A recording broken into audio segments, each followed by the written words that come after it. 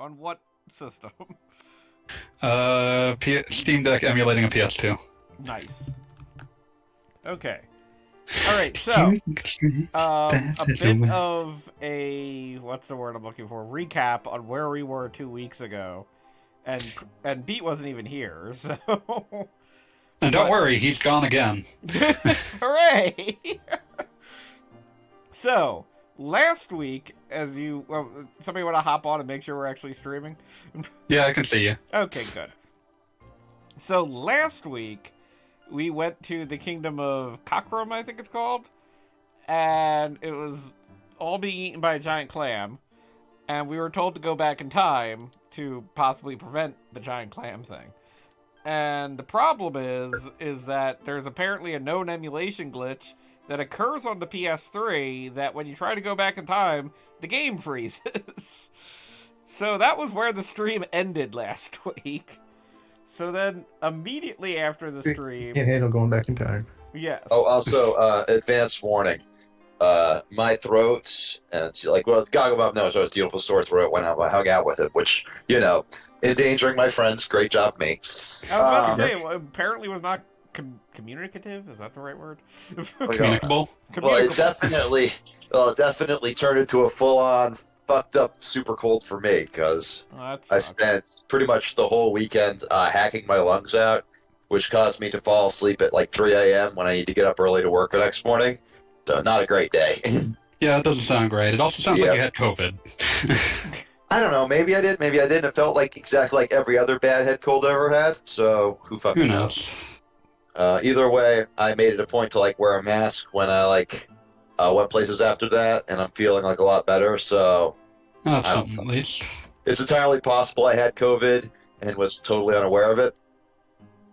Whatever. I'm alive still. I will once again point out the fact that I was definitely exposed to you, and I did not get it. And do you have anybody else who picked this up? No. My wife didn't even get it. Yeah, I presume you made out with your wife more often than you made out with me. So I literally said, "Bro, I'm not gonna kiss you." Right. So there you go. So only once then. Now, at one point, we were at Sandbar, and I said, "So how brave we feel." And he's like, "What do you mean?" I'm like, so I point to the drinks on the menu labeled buckets, because it's that kind of place. Yes. And he goes, "What, to share?" And I'm like, "What? No, I have a sore throat. God knows what I'd give you." So we both had our own bucket of alcohol. Yes, it was measured in the bucket. Matters. So anyway, now I transferred the save to an emulator and transferred it back, so now we're back in the past without issue. And what? Why? Well, because the game the PlayStation 3 cannot support it. So I had to hop off to an off emulator. Yeah, moved on to Duck Station for a minute. Duck Station was what, as per Fanboy's recommendation. So we're on emulator now, right? We're not on the PS3 anymore? It went right back. Yes, and then now we're right back to the PS3, because there's apparently that hanging point that he can't make it past, but apparently once you're past it, there's no fear of it happening again, so... Wait, so... There is exactly one cutscene... I am holding my head in my hands trying to comprehend the madness and utter evil of what you're saying. There is exactly one cutscene that the PlayStation 3 cannot deal with. And once you're past it, you're fine. So I transferred my save file to Duck Station, played through the bad part on Duck Station, and then came back, then transferred that save back to the PS3. Yeah, PS3, PS1 compatibility is strictly software emulation to begin with. So. Really? I thought it was a part of the hardware, because my impression was, because I know the PS2 was hardware based. Oh, right. And the PS went on later revisions. It didn't have PS2 backwards compatibility, which was dumb, because PS2 is something way more people are going to want to play on their PS3 than PS1. Yeah, but one of them was already strictly in software, so it didn't matter. Yeah, I suppose. Still weird, though. Realistically, it was just to simplify the manufacture of the PS3 back when it was way too fucking expensive. All right, so I'm looking at this now, and yeah, no, turns out that Legend of Legaia is one of those games that you just can't get anymore. Yep. Very Been that way for a while. Yeah, this has been 100% just being played on disc. I feel like you should switch over to the emulator on your PC, I assume, and just like crank in every single one of those like dumbass emulator tricks to just make it like widescreen and super smooth. Just make it real fucking disgusting. Make it real fucking disgusting. Change all those like chunky, pixely PlayStation ass polygon graphics to like the most smoothed over smear of garbage imaginable. DuckStation does have some interesting plugins to try to remove texture warping, which is interesting. That's the famous PSX jitter, right? Yeah. Well, like I always thought it was the jitter because N64 games, which is what I owned as a kid, I didn't have a PlayStation, had completely. Or not smooth. Every game's ran at 25 fucking frames per second. But like it did not. The environments did not Z-warp. Yeah, they didn't bounce from pixel to pixel. Like if you looked at something from an angle, if you looked at a polygon from an angle, it looked like you were looking at a polygon from an angle, and as you got closer and further from it, it looked like you were getting closer and further to it. Whereas in a PlayStation game, I believe this was explained to me once, is every pixel is exactly one color and doesn't like blend them, so that like when you get closer to something, the pixel will change colors based very quick jumps essentially. You're totally off base am I? thinking partly you seem to have conflated an explanation of the PS1's need for greater need for dithering with the actual issue that was at play here, which was that the PS1 doesn't have a hardware-based floating point operation. So everything is integer math, which makes it so that when you get close to something, it like textures start jumping between 2 points. Okay, yeah, that sounds very correct, and what I was saying sounded very wrong as I was saying it. So thank you, fanboy. Mm-hmm. So it's math's problem. Yeah, like you could do it you could make like a software solution to handle floating point numbers, but that was inherently way slower than. Yeah, it's a case of why would you do that? There's reasons to do it because, like I said, it does fix I believe the term is affine texture warping, but it makes the game run horrendously slowly. Yeah, so why bother? There's a handful of things that do it, like Duke Nukem 3D for some reason. They're in user choice. Yeah, but doing so generally not worth the cost to performance. Wait. Okay, maybe I'm just talking shit here, but Duke Nukem 3D wasn't really 3D as we currently understand it, though, right? At least. Yeah, but it's built to be run on PCs. It's very much a engine designed around what PCs were good at in like 1995. Right. Okay. All right. Never bet on Duke. Listen, the best thing that Duke Nukem ever did was was be in that one comic book where Adolf Hitler kills himself at the sight of him. I mean, it's hard to beat that. Duke Nukem, while a deeply problematic figure, did in fact have the correct opinions regarding civil rights and Nazis. Pretty much. But there is that. Yeah. What's that? Merlin's in the chat saying, I know those humans. Oh, hey, Merlin. Hey, Merlin, what's good? Sorry, my voice is all fucked up. Good day and welcome. Duke Nukem did also know to address him as Adolf Hitler, so. I mean, that's the way to do it. I always think of that one tweet where that guy was saying, if you could have dinner with any three historical figures, I would pick Hitler. And I would be like, I also would pick Hitler and both my grandfathers because both of them would be like, you mean I get to murder Hitler again? Oh yeah. Like literally both of them served in World War II, and there is zero doubt in my mind that like your granddad would be beating him to death with his fists. I think grandpa would use a knife. They were very similar men in a lot of ways, but they had subtle differences. They had different preferences in that Yes. realm. How would you kill Hitler? It was a very common question back in the day. We have to understand that, like, when I say grandpa, I want you to imagine. I'm not going to describe how they actually look, but I'm going to give you the basic, like, grandfather archetypes here. The grandfather experience. Grandpa was a bald man, had a very, like, slender frame. He was a very kind fellow. Like, nobody who ever met him ever said a bad word about him. He worked as a mailman for most of his life and a construction worker, built his own house, you know. Just, like, upstanding pillar of the community. And, like, years after his death, I found out that he was also, like, a crusader for gay rights in his area and other stuff. So, you know, just imagine, like, your perfect idealized old Immaculate grandfather. Yeah, just like A-tier grandfather. Granddad, and yes, grandpa was on my dad's side, granddad was on my mom's. Imagine, if you will, a violent slab of human meat. Like, I think the best way to describe him is he had hands that could only be described as hawks. These things were huge.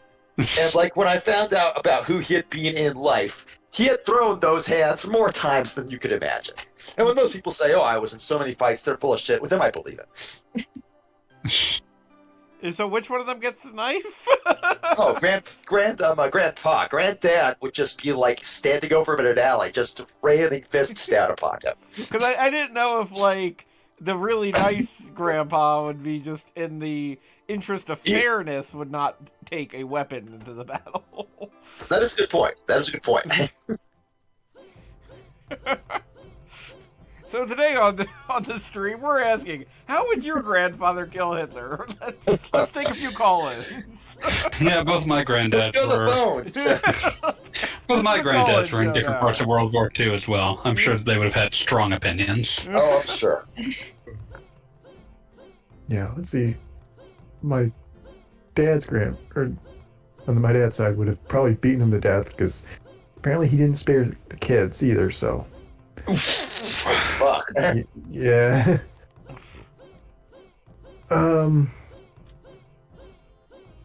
then my mom said probably would have just bludgeoned him to death with a tool or something because he was a mechanic and a farmer. I mean, that's just using the tools you got. Yeah. I'm changing my answer for Grandpa. He would have ran him over with a mail truck. I don't know why I'm picturing it making like a Dukes of Hazzard honking or something. Just like a custom horn as you run over Hitler. And he'd get out of the seat, like doing that, like sort of like arthritic grandpa shuffle, like, oh, sorry about that, I didn't mean it. Idiot. That's exactly how it would go.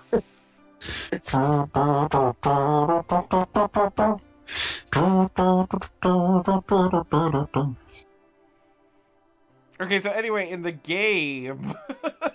Yes, what's happening in the game? In the game, we're back in So when are you killing Hitler? And we just, well, that's kind of the fun thing. We're in sort of a World War II paradox situation wherein we're back in time and we're about to see the main villain, like, start all the fuckery in the first place. Have you considered killing him before he does it? I mean, our group of little losers are not going to consider that, unfortunately. Kind of fucked up little guys are you?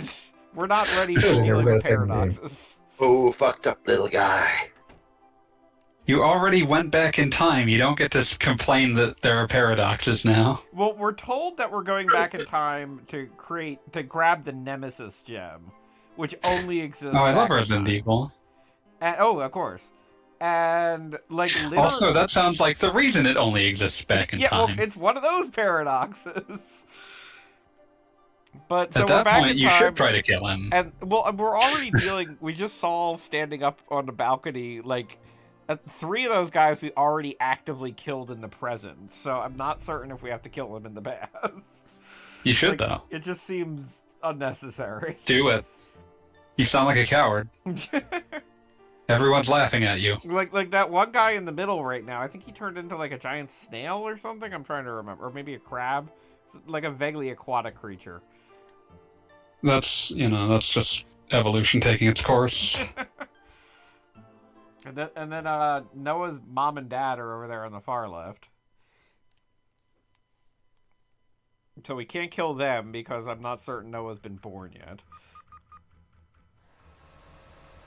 But here's head asshole who hasn't appeared in the present yet, but we're finding out that he is the bad guy.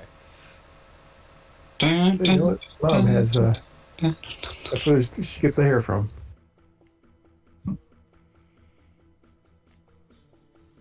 Bride of Cockroach. Did you say Bride of Cockroach? Yes, that's exactly right. Pride of Cockrum. Gotta turn up the mic again. So this is like the mist that's been covering the entire world and literally our bane since the beginning.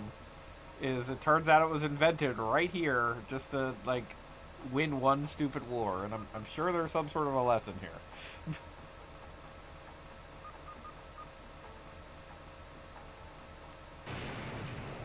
Now things are exploding.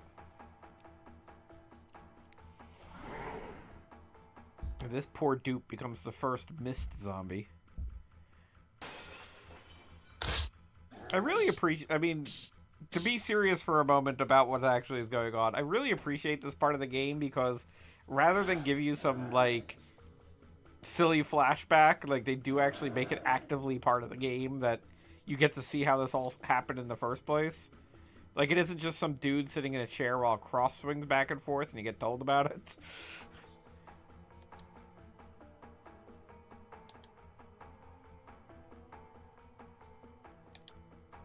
You can see the benefits.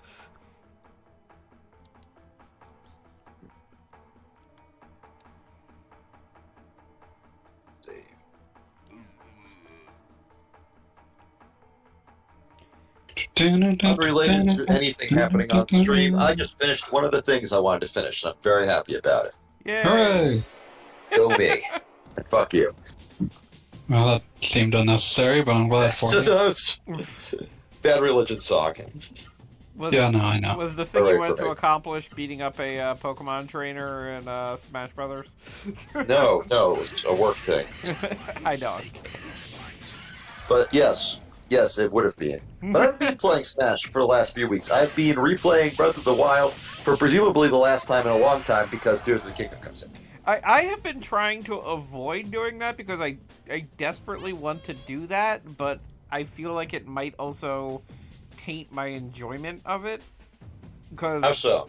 well, I mean, Breath of the Wild, as we've seen from the previews, I get the impression that, the Tears of the Kingdom, I get the impression that they're trying to present this like somehow it occurs like maybe 5 or actually 7 years after Breath of the Wild.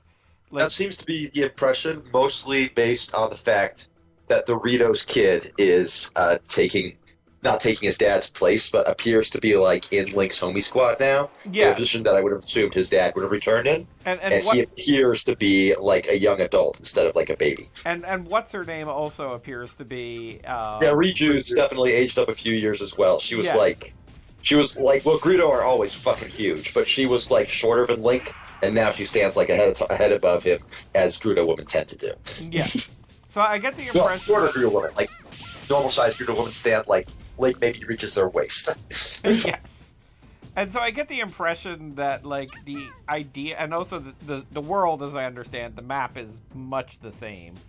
And so I get the impression that they're trying to make it like, sort of Link is returning to this world in the same number of years that you have. So I'm kind of, and also again with the map being repeated, I kind of want to be less familiar with it, like maybe a little bit, so to speak, out of practice, because Okay, otherwise... that's totally justified. Can I give my counterpoint? Oh, go right ahead. All right, that's totally valid and honestly really sensible way to do it. My attitude, though, is really, from what I've seen, there appears to be basically a second Hyrule just built on top of the existing one. And enough of the footage is from underground, and like we've seen enough big holes in the trailers to tell me that tells me that you're going to be underneath Hyrule a lot as well, right? Agreed.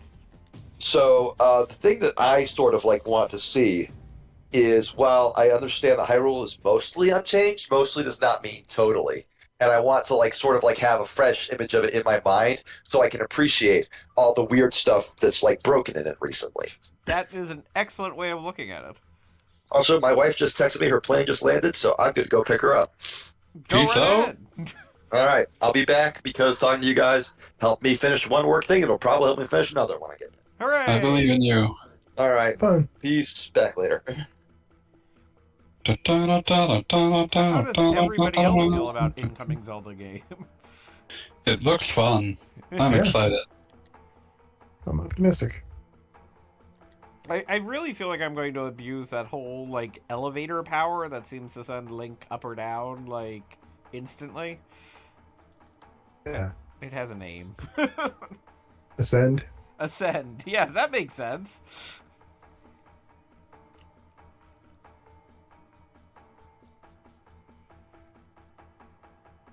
I'm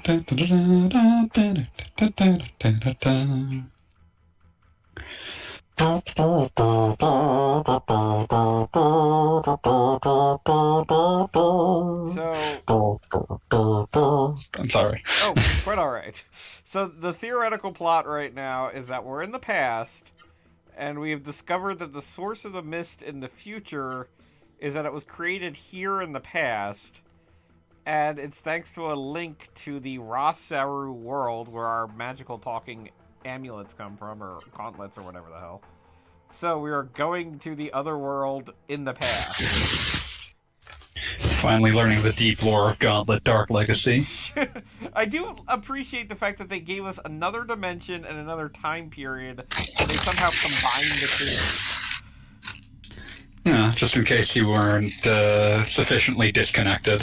Yeah, no, I mean, it does feel very weird as far as... I came to a conclusion yesterday as I was playing an unrelated RPG.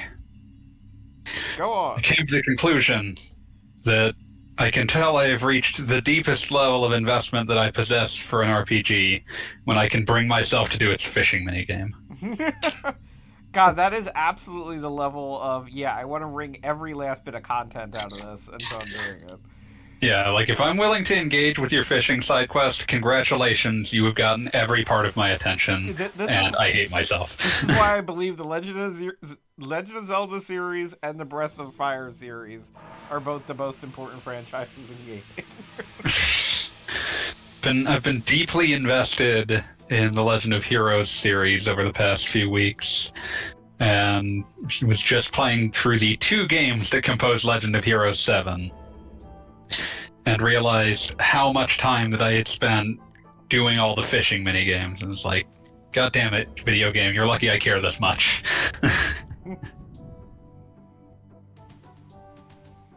I always find it funny to describe that the Legend of Heroes 10 is comprised of currently 2, possibly as many as 4 games, and that it is paying off aspects of Legend of Heroes 6 9 games ago. Hooray! And how many years are involved in that? Let's see, I think Trails in the Sky 2nd chapter, which would really be where some of that world building that it's paying off started, would be like 2007, so about 15 years. Hooray! Listen, once they start a sub-series, they really go at an aggressive release schedule, but yeah. About how long is each of those games? Because it's one of those things that... Ooh. Yeah, I was 50 to 70, depending. God. Each constituent game, I should say. So, like Legend of Heroes 7, consisting of Trails from Zero and Trails to Azure. I would say the first one is somewhere in the 45 to 50 hour range, and the second one is probably closer to the 60 hour range. Yeah, because that's a franchise I look at every once in a while, and it's like, well, I never got into that, so maybe I'd like to pick it up, but now you've answered no. I do think that at the very least, I do think that at the very least you would very much enjoy Trails in the Sky. I mean, you're probably, I mean, the thing is that, I mean, some people say tolerance, but legitimately, RPG nonsense is something I enjoy, and as it's well known, like, overanalyze and whatever, so I sort of have no doubt of that.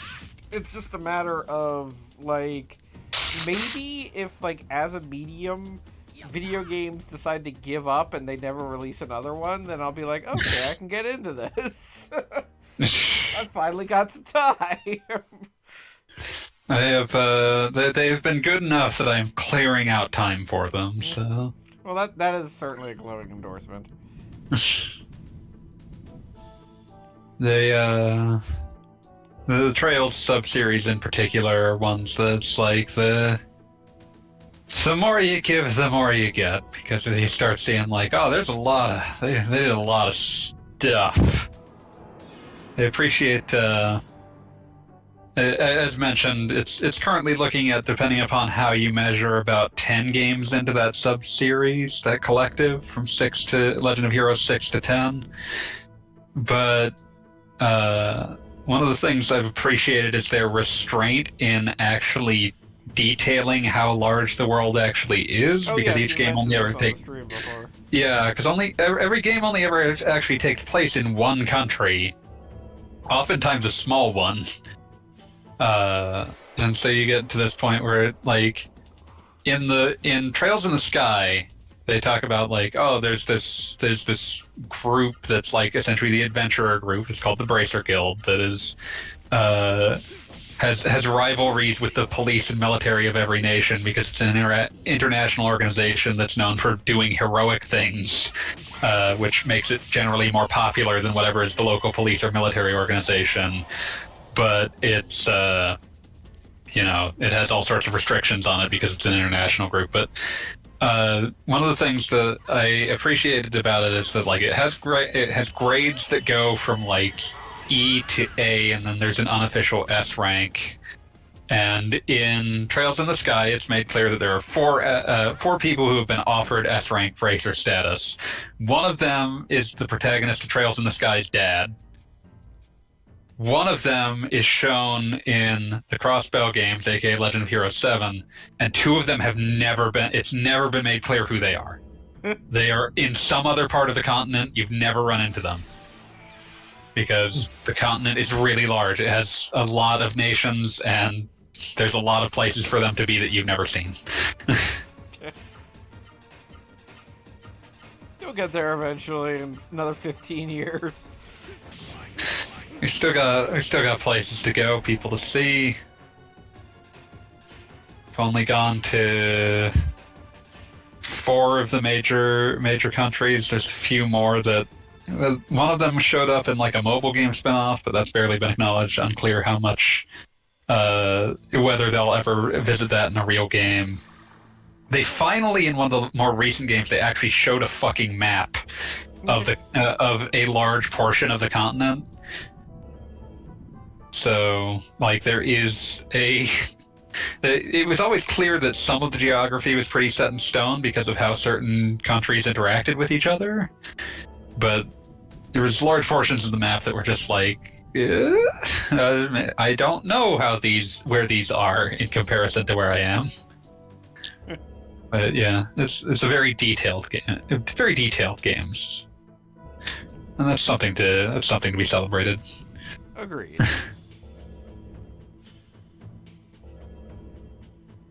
So anyway, I'm in a teleporter maze, and Yeah, those suck. I was about to say, there's never any fun in here.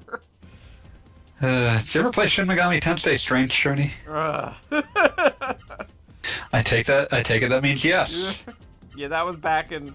That was 3DS, right? Or was that DS? That was an original DS game, That although was there was DS. a Strange Journey remix on 3DS. Okay, yeah, because I'm just remembering it was during that time in my own life where I had, like, enough... This is back when I had enough free time for all those RPGs. And it was just kind of like, well, I'm going to play this because people recommended it. It's like, I'm not enjoying this part. I hope you didn't get far enough in to reach Sector Eridanos, where all the teleport mazes come in. Because you'd have to get really far in a game you were not enjoying.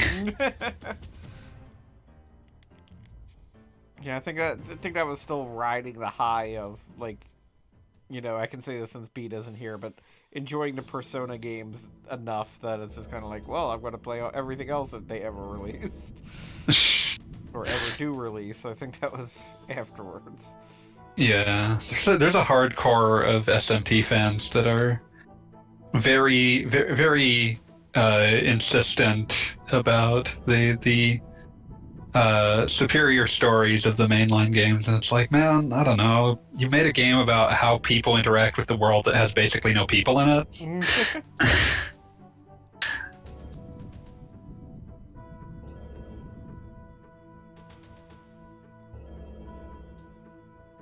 Yeah, the reason I don't like teleporter mazes is because they work really poorly with random battles, because I find that kind of resets your bearings. It makes it much harder to keep track of like, what you were doing. Again? Yes.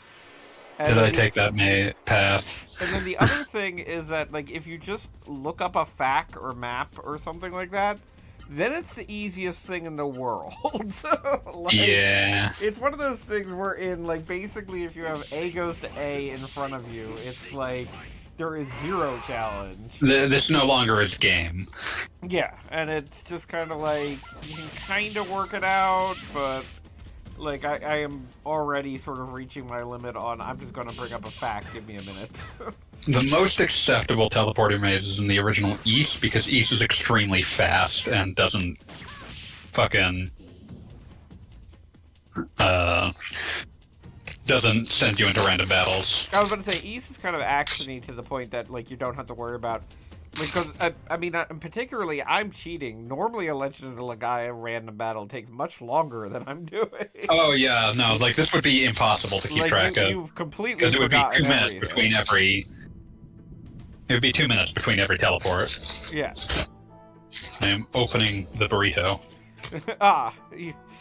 Your dedication to the burrito is ideal. Yeah, I did have a burrito on Thursday when last we were streaming, but I did not for this stream, and I apologize. Disgusted. Because I just got home, that I had to eat something that, you know, was able to be defrosted from my freezer, and I did not have any frozen burritos. Whose fault is that? I understand. One time back in the day, I was in my early 20s, I was definitely still in college, and I was throwing a party, and I was picking up all the food for our, I guess it was, apartment would be the appropriate thing. The point being that it was like, how do I put it? Like, it didn't have that kind of party proprietariness of, like, this is me throwing the party. It was kind of like the shared space throwing a party. And I was there with one of my roommates picking up, like, frozen items that could be reheated. And I was like, ooh, a 12-pack of frozen burritos. And his response was, oh, we're going to be having a puking party. It's like, yes. I'm just concerned by the concept of a 12-pack of those. I'm imagining them being torn off of like the rings that you put a 6-pack in. Yo, man, burrito me.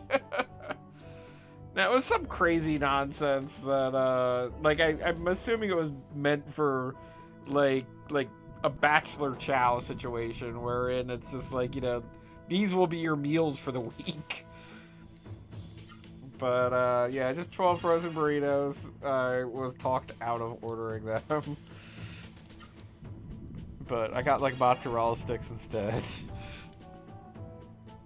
But just pop. I'm not sure why that was a better choice, but I mean, I feel like it's just the socialization of food that people believe mozzarella sticks are more appropriate at a party than just random frozen burritos. Doesn't suggest Mozzarella me. sticks are more of a snack kind of thing.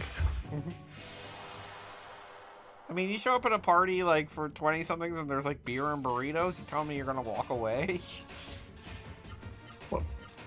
Other than the fact I'd be at a party with 20-year-olds. And... Yeah, I mean, if I you was yourself at are that also age, yeah. 20 at that point. Yeah, 100%. I'm here for the burritos. Yeah, exactly. Yeah, there could even be a themed name. Burrito time. Oh, so if you haven't noticed, they're reusing random Ross Saru monsters from earlier in the game. And I don't know if the implication is that like we're fighting them now at their home hive or what's going on there, but you know, it's an excuse to reuse bosses. Legend of Legaia very much loves playing with beat-em-up rules.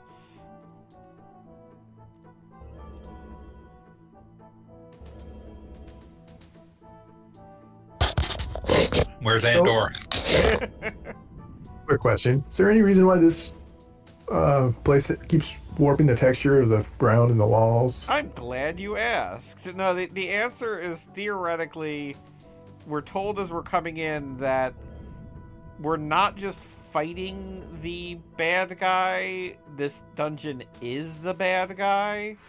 So, like, there's some sort of, like, weird excuse wherein what we're seeing is sort of our minds justifying it, but for real, You cannot understand the true form of this dungeon attack. It's called Rogue. They didn't really come up with a good name. But yeah, so Can't believe they combine fucking Geigus and Brick Road. Yeah, there you go. So it just randomly turns all fleshy because that's like the real version of it, I think, is the explanation.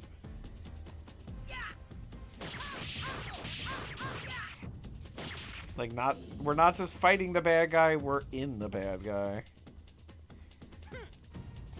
I mean, it kind of makes sense when you consider that they do kind of make a point that Ra Serus can come in all sorts of sizes. And this will be plot relevant once we're finally out of this goddamn hell.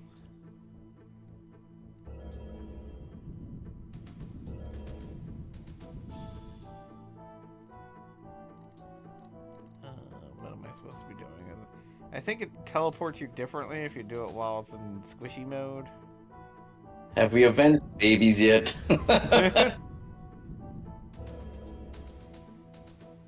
We did some time traveling hijinks. We got past the glitch that stopped us last time. Wait, time traveling in terms of skipping that point in the game, or actual time traveling in the narrative? Both. There was time. I mean, the entire reason the game got frozen is because there was time traveling in the narrative, and the damn thing froze in the middle of it. And go on. So, what is it?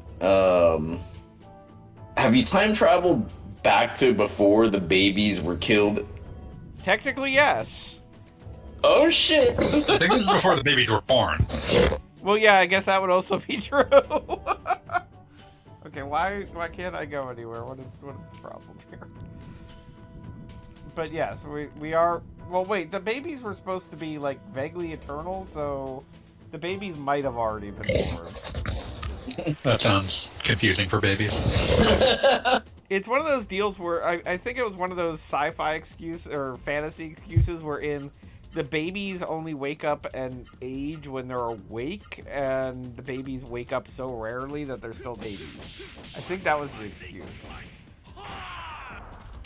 Gonna have to check Final atomic baby! Gonna have to check my Legend of Legaia lore. But anyway, technically the babies are alive back in time, or at least they haven't died yet.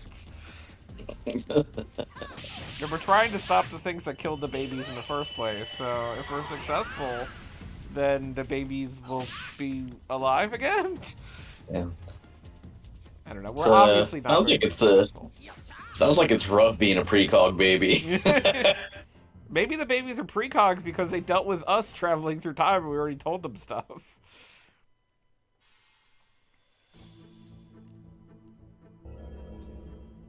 Precog babies. Precog baby. I mean, all they do is dream, so logically they will make dreams come true. God, this stupid dungeon.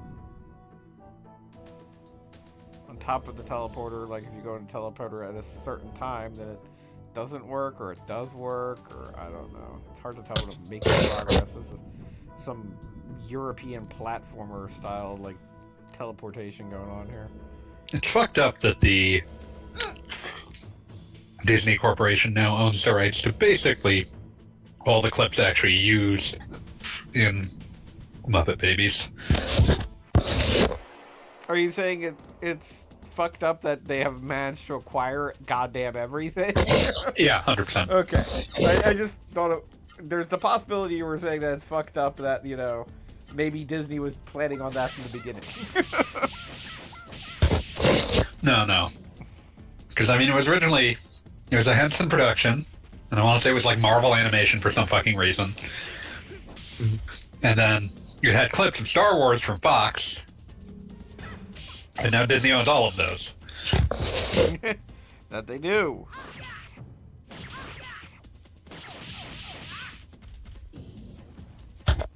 And it barely cares about half of them. I mean, you're not wrong. I mean, God, can you imagine a universe where, for whatever reason, The Mandalorian wasn't successful? Do you think Disney would have literally given up on Star Wars by this point? They would put it in a freezer and brought it back out in 5 years. Yeah, makes sense. That sounds about right. 5 to 10. 5 to 10. Is- He goes to media jail. Yes, I was gonna say, sounds like a prison sentence. Like, Well, look in what a happened with way, Indiana Jones. And the Muppets. Yeah, the Muppets had like one bomb of a TV show, and like we don't get to see them anymore. An underperforming movie and a bomb of a TV show, and now we don't get to see them anymore, except on YouTube. To be fair, the Muppets work better as short bursts. That was definitely, like, there was a Muppet comic not too long ago, and a lot of people really enjoyed it, but honestly, I could not get into it because without, it's a weird thing to say, but without sound, I couldn't get into the explosions. like the Bam Bam. It's one of those things that doesn't really feel like it translates well to sequential image. Yeah, no, like it kind of, like I appreciated seeing the characters, and it was absolutely nailing like these characters, but like it was the kind of thing, it's like looking at an animatic or a storyboard, but not something that's actually animated or live or whatever the case would be. I could not tell. It doesn't feel like it's in its proper form. Yeah.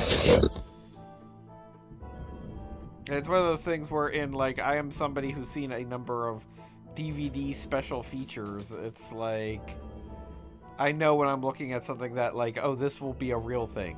God damn it, I was going backwards.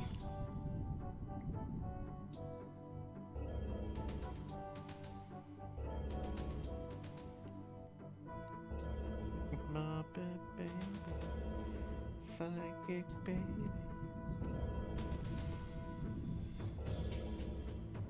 Oh, okay, so, like, if it sends me back here if I go into it, like, at the fleshy time. Boy, that's really annoying. So, I just have to wait for the fleshiness to be over anytime I step in a teleporter. Okay. I think I got this.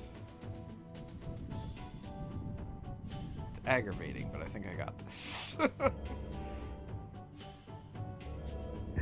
I could use some psychic babies giving me directions right now. You know, I think that's the other thing about teleporter mazes. Like, with the exception of if you yourself are setting up a map, they very rarely have any sort of like visual cues or anything that like instinctively makes you say, "Oh, this is moving forward," type of thing. Like 9 times out of 10, it's just hope for the best. Was the Wild Arms 3 like post game thing? Was that also a teleporter maze?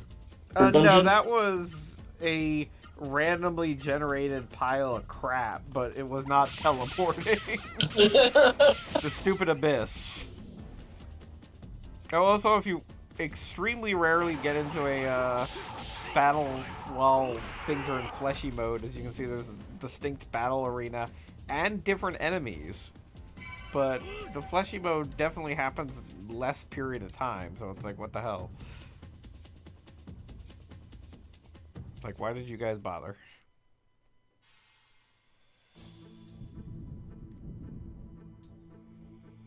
Yeah, the Abyss has many sins, but luckily including a teleporting maze is not one of them. Was there another game? Did the World of Final Fantasy have a teleporter maze? I feel like... God, it's been 2 years now.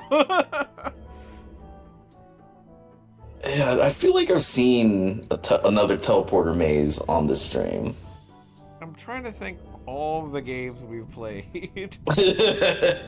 Or maybe the Abyss was just so, it evoked the feel of a teleporter maze just because it was, incomprehensible.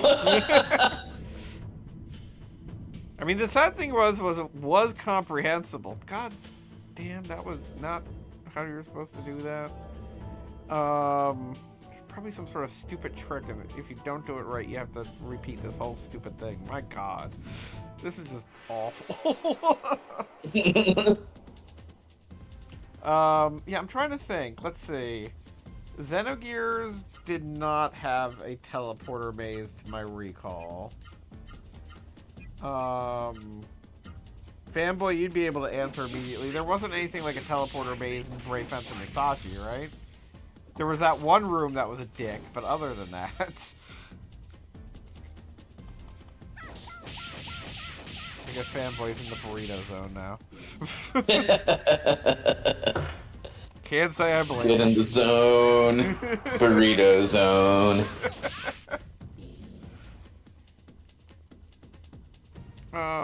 What was it we played after Brave Fencer Musashi? Brave Fencer Musashi 2? Well, there was that. That entire game was a teleporter maze, but in a different way. Brave Fencer Musashi 2. The game where you can use a princess as a sword. But no, I do believe there have been... We've definitely had teleporter mazes, or at least discussion of them on this before. God, you know, I was thinking about that on the ride. Like, we've been doing this now since 2020, and it's 2023. Like, in the fall, it'll be a 3-year anniversary of Tuesday night streams. And it started with World of Final Fantasy. As according to a Twitter poll, which I don't think I'm allowed to do anymore. Nope.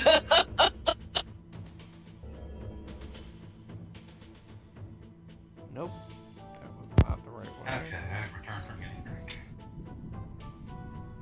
Burrito! What? Oh. We already ate burrito, you fool. Oh. Fanboy, are you across the room? Oh, I had pushed my mic up.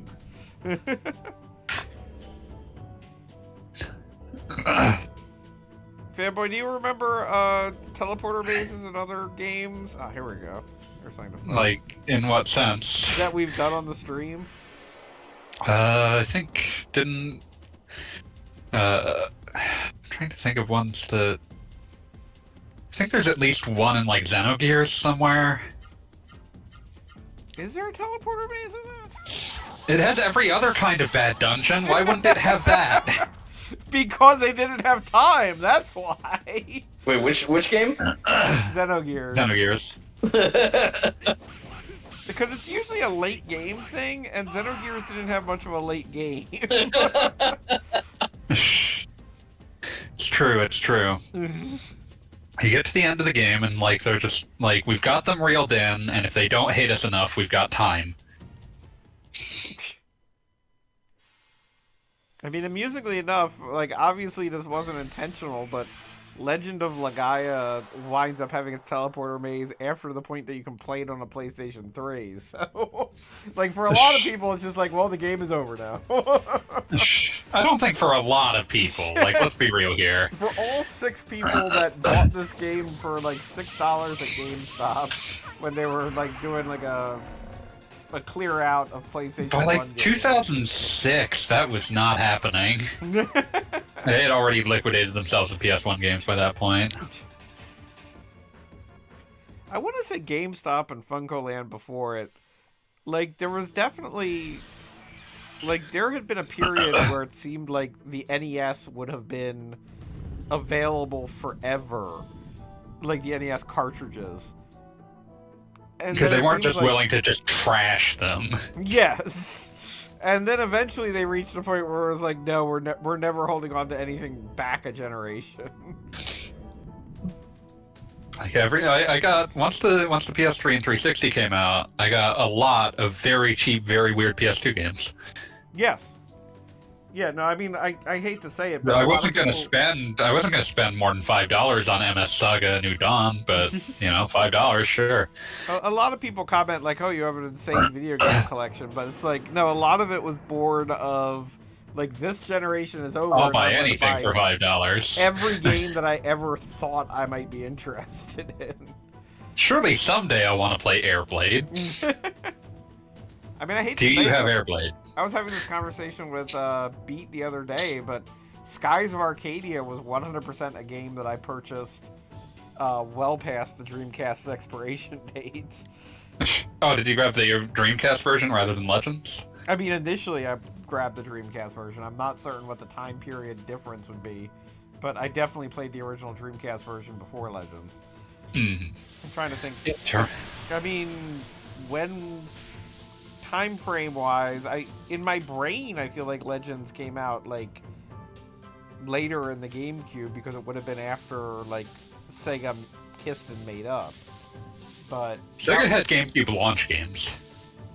Okay, fine. I mean, I might have owned Monkey Ball and not realized that. Yeah, that was Super Monkey Ball was a GameCube launch game. Yeah, no, and that was one of my favorite GameCube launch games. So yes, you are correct. I have never once been able to determine how on earth they managed to do that. How do you mean? Because they officially left the they officially became a third party in like March of 2001. And the GameCube launched in November of 2001. That is a wild turnaround time to become a licensee and develop a game. Even if it's a port of something. I mean, they were anxious to hop on the Nintendo train. They were anxious to hop on every train, except that whenever they tried making PS2 specific games, it really went badly for them for a very long time. Sega had a very difficult time dealing with that PS2 architecture. And that's why the Sonic games on PS2 are extremely bad. I mean, honestly, even worse than... At the time, I honestly thought, like, not knowing anything about game development and just being a dumb college student, at the time I just thought Sega was still mad at the PlayStation killing them in the console market. It was just making They're just making bad games on purpose. I honestly thought that's what was happening. It was like, haha, good job, guys. Shinobi is almost really good. But yeah, let's see. So Legends comes out in January of 2003 in the US. So about 3 years after Skies of Arcadia on Dreamcast. Okay. So there was probably at least a year between when I owned Skies of Arcadia and when it came out on GameCube. I do remember scavenging the Dreamcast's corpse. Like, we picked one up when they were really getting rid of them, and they were $50. Yes, no, and this is why I was having the conversation with Beat, and I think I mentioned this on the stream before. But my original Dreamcast died, and then I had to get another one. And I didn't get another one until it was, like, super cheap to do so. I remember looking up like the actual specifications for how GD-ROMs work, and it suddenly made sense why they always sound like they're dying. Yeah, well, my initial Dreamcast, I always love telling this story. I got it, I played Soul Calibur on it for, I think, 4 days. And in those 4 days, I might have played it for 22 hours out of each of those 4 days. But on the 4th day, my Dreamcast decided when the Dreamcast would boot, you know how the little ball would bounce along DREAM cast, whatever? It would go, the little ball would bounce to D, to R, to E, and then it would just hang on E forever. Rip. And that was the end of my Dreamcast, my first Dreamcast. And I even had a friend who got into hardware repair, and he was like, I'm going to fix your Dreamcast. And he was like, nope, I have no idea what's happening here. Okay. Oh yeah, did I already mention like how, you know, my first Dreamcast broke, so I got a second Dreamcast, and so now I have one broken Dreamcast and one working Dreamcast, or you know, But you can't tell which one is which. Yeah, it will switch like. Because I won't play the Dreamcast for like a year, and then I was like, you know what would be cool? Playing Dreamcast games. I'll try the Dreamcast that was working before, and it won't work, and I'll switch them, and the one that wasn't working does work.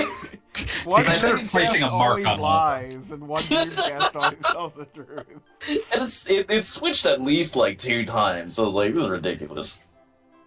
So, this is how the Dreamcast, the GD-ROM drive actually worked, and why it always sounds like it's dying. So basically, Sega wanted to use off-the-shelf CD drives, but they wanted a greater data density. So they took off-the-shelf CD drives from like 1998 and had the thing reading them is reading them at a normal rate, but the motor is spinning at half the rate it's normally intended to, which allows it to put a lot more stuff on the disc, but also means that the motor has essentially been artificially as a point of manufacture, it's been made slower than it was probably designed to originally go, and so it sounds like it's grinding itself to pieces. Yep. Wait, so CDs there's a spec to it, right? Yeah, presumably. They're in this rainbow set of books for different kinds of CD data. CD-ROM is one book, CD audio is another book.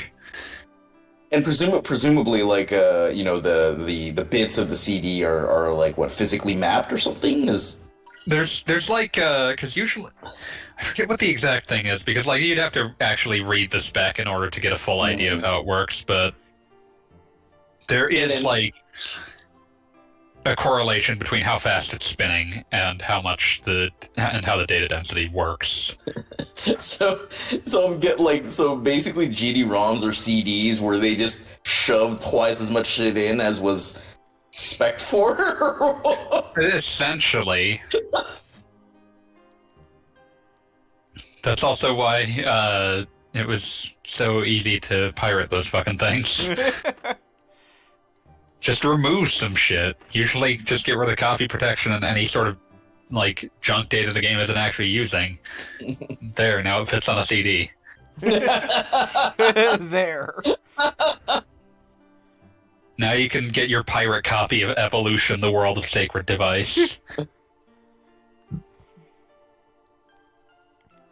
Is that a sequel to the Evolution game on the Super Nintendo? Sadly, no. Evolution, the World of Sacred Device is a dungeon crawler made by Sting, makers of the Department Heaven games. It's Sting, the wrestler, or the singer from Police?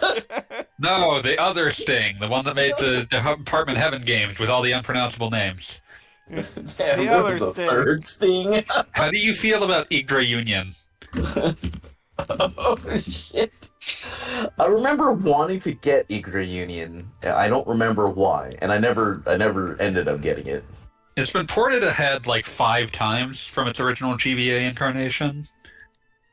I think I played at least one of their games, or did I always just want to play one of their Did games? you play Gungnir? Riviera the Promised Land? Nights in the Nightmare?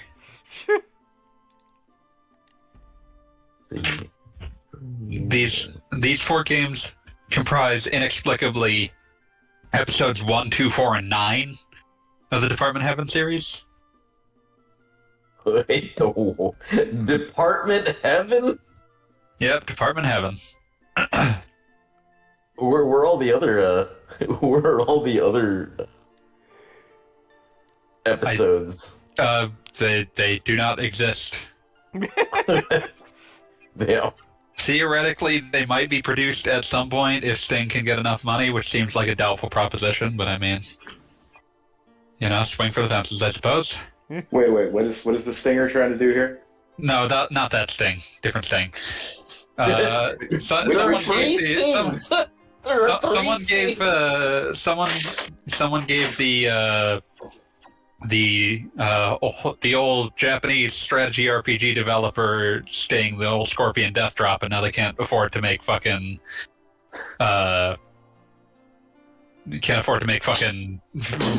Department Heaven games anymore. Stinger! Stinger! Stinger, give all your money to my White Castle of Fear! Stinger!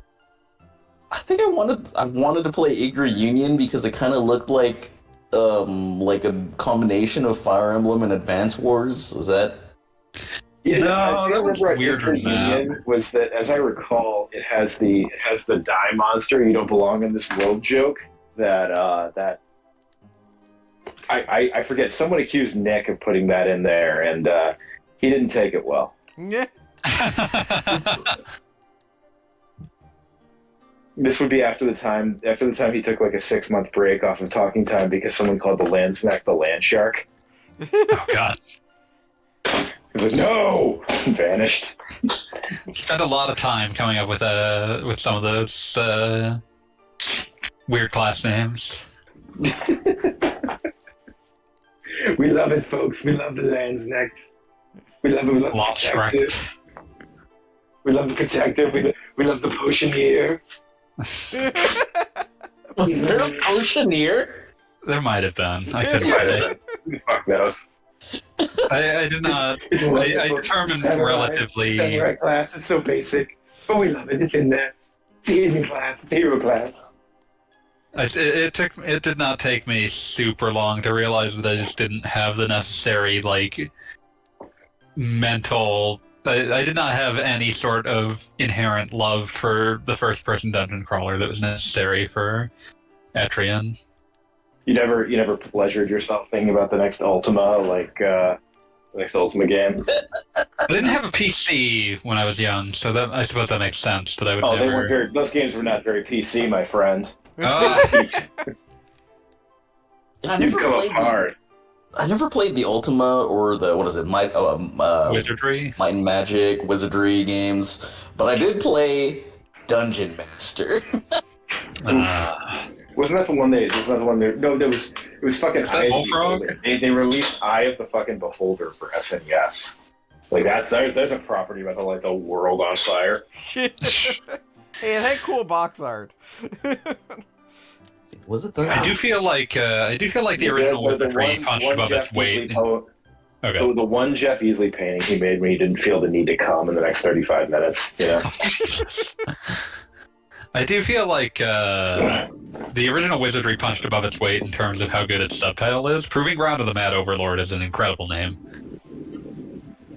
Cannot disagree with that. That's a pretty sick name, not gonna lie. Mm-hmm. The one thing I remember, so I never owned Dungeon Master, but whenever I would visit my cousin who was older than me, he had an Amiga. Yeah, that's the only kind of person who cares about Dungeon Master is someone who was exposed to an Amiga at an early age. so I played Dungeon Master, and I was like my party or whatever was in one of the early floors. I never got very far, but I'd watch him play, and I'm assuming nobody cares about Dungeon Master spoilers. Oh man, the rich lore of Shut your Dungeon fucking Master. mouth. Let Shut me your put a fucking flashing notice Deep on the Dungeon screen. Master lore. Warning: Dungeon Master spoilers coming. I think that the final boss is like basically the evil side of some grand wizard or something who's like, hey, go in here and save the world or whatever. And like there's some books or whatever that you're supposed to read, and the way that you're supposed to actually beat the final boss is you get this sacred staff, and you're supposed to use it to like make a magic wall around the dude, and then use another spell, and that will I guess that will fuse the evil and the light side back together into the original dude, and you won't want to destroy the world anymore. Oh wow. But I think my cousin, I don't know if he skipped a particular piece of lore or whatever, but for like months, not every day, but whenever I would go over and watch him play, he was basically in this war of attrition with this invincible boss. The Amiga was never shut off. It was never used for another purpose. Yeah. Your cousin was fired from his job producing fan subs of the shittiest of the shittiest nth level dubs of fucking Project A-ko. Oh god. You get deep into the Project A-ko, the deep diminishing returns of the later Project A-ko, like Volume 6. God, I forget what that's called. He's like, no, he's like, the anime club's gonna kick me out if I don't subtitle 10 Little Golf Force. I have to beat this fucking boss. I won't be able to video toaster until I do. In Dungeon Master, like you would, your party members would have like hunger and thirst levels. So you would have to eat and Listen to drink. those who hunger and thirst for the Dungeon Master. So what he would do is like the final floor where the boss is. There's like a little corridor where he will never enter for some reason. I'll tell you so what else basically, he'll never enter. he made that corridor like basically his home base, and whenever he would play, he would just like peek out of the corridor, wait for the boss to show up, and then like throw a bunch of fireballs at him, and then recede into the corner so that the return fire wouldn't hit him. And I swear I've seen him do that for at least 3 or 4 sessions, like spread over the course of a month.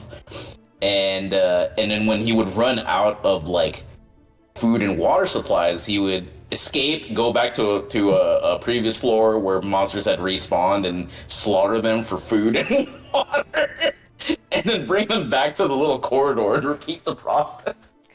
Oh my god! This is your cousin's lucky he never played fucking Marathon or whatever, because he would still be playing it to this Pathways into Darkness. Pathways into Darkness. That's it. The one with the weird I don't even know how to describe the art direction of that game. It's like Sid and Marty Krofft if they were sex perverts. What do you mean if? If they were more obviously sex perverts. Okay. Now we're on they've got the HR Puffin stuff has got kind of a Mormon horny quality about him. That's the soaking of becoming a furry. God, don't make me think about that. Listen, man. I had to drive from Washington. Okay, yesterday I drove from upstate New York to Washington D.C. in a single day, which was not planned because my son had to go to the hospital. But he's fine. He's going to be okay. Yeah, he's going to be great. He's unstoppable. I, on the other hand, am a grouchy old man, so I had to drive 6 hours in the night to get to fucking Washington D.C. at 3 a.m. to check into my hotel. And then today I had meetings in D.C. and then I drove from D.C. to fabulous Delaware, where where I was kicked out of my original hotel room because somehow the fucking like Staybridge Suites in fabulous Wilmington, Delaware got overbooked accidentally. Like, you just need to go down the road a ways. Like, I need to go down the road a long ways. What was happening? I feel like you're about to get Wilmington, Delaware. It's like I'm seriously like sitting there. It's like I'm gonna walk into the next hotel, and there's gonna be the fucking like night manager like, choose the room key, you will join me. Choose the car key, and you will join your mother in death. You don't understand my words, but still you must choose. Very normal night. I'm at my new hotel, and I got upgraded, and I'm just like, so now I'm chatting with you and unpacking my shit. Anyway, there's no point to this. I'm just scratching. Up to the minute information. I was listening to a podcast where the podcasters are doing Marxian analysis of the 1980 Al Pacino classic Cruisin'. Of course. And director William Friedkin, they were reading an interview where he said that, you know, the book that Cruisin' is based on has a lot of gay bars in it, but they're like gay bars full of normal people. He wanted gay bars full of weirdos, so that's why the movie is full of like leather twinks.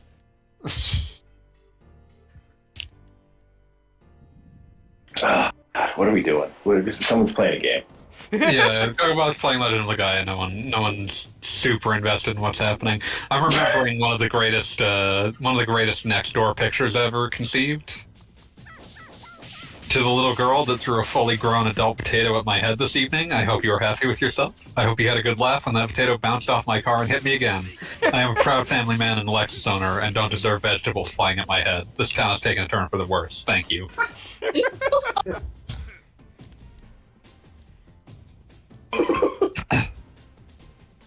Oh, you know, that reminds me. In a just world, this man would be chained to my throne and forced to gamble for my amusement. So oh my god! There's a ridiculous thing going on in my hometown right now, and it just happened to my mother, so I had to hear all about it. But it's apparently happening all over the neighborhood. Apparently, the new knockout game. It's called getting tatered. No, it's close. It's car related though. Apparently, what people presume to be teenagers are, in the dead of night, breaking into cars that have doors unlocked. Like, there hasn't been any, like, windows smashed, to my knowledge, or anything. But they're opening cars that have had doors unlocked, taking everything they can find in the car, and then finding another car that's unlocked, and moving everything from car A into car B, and then kind of creating a chain through the neighborhood, wherein, like, people's, like, stuff in their car is now in the next car, in the next car, in the next car. Okay, that's genuinely funny. I mean, it's a lot of work. Like, I don't know. I guess this is what happens when the mall closes. Like, it's like, yeah, I was thinking, you know, it'd be like, yeah, they're doing this crazy thing. You break into someone's car and do opiates and then die, and then they find your body in this person's car. It's totally wacky. Yeah, it's a TikTok they're calling challenge. it getting tatered. It's a TikTok challenge.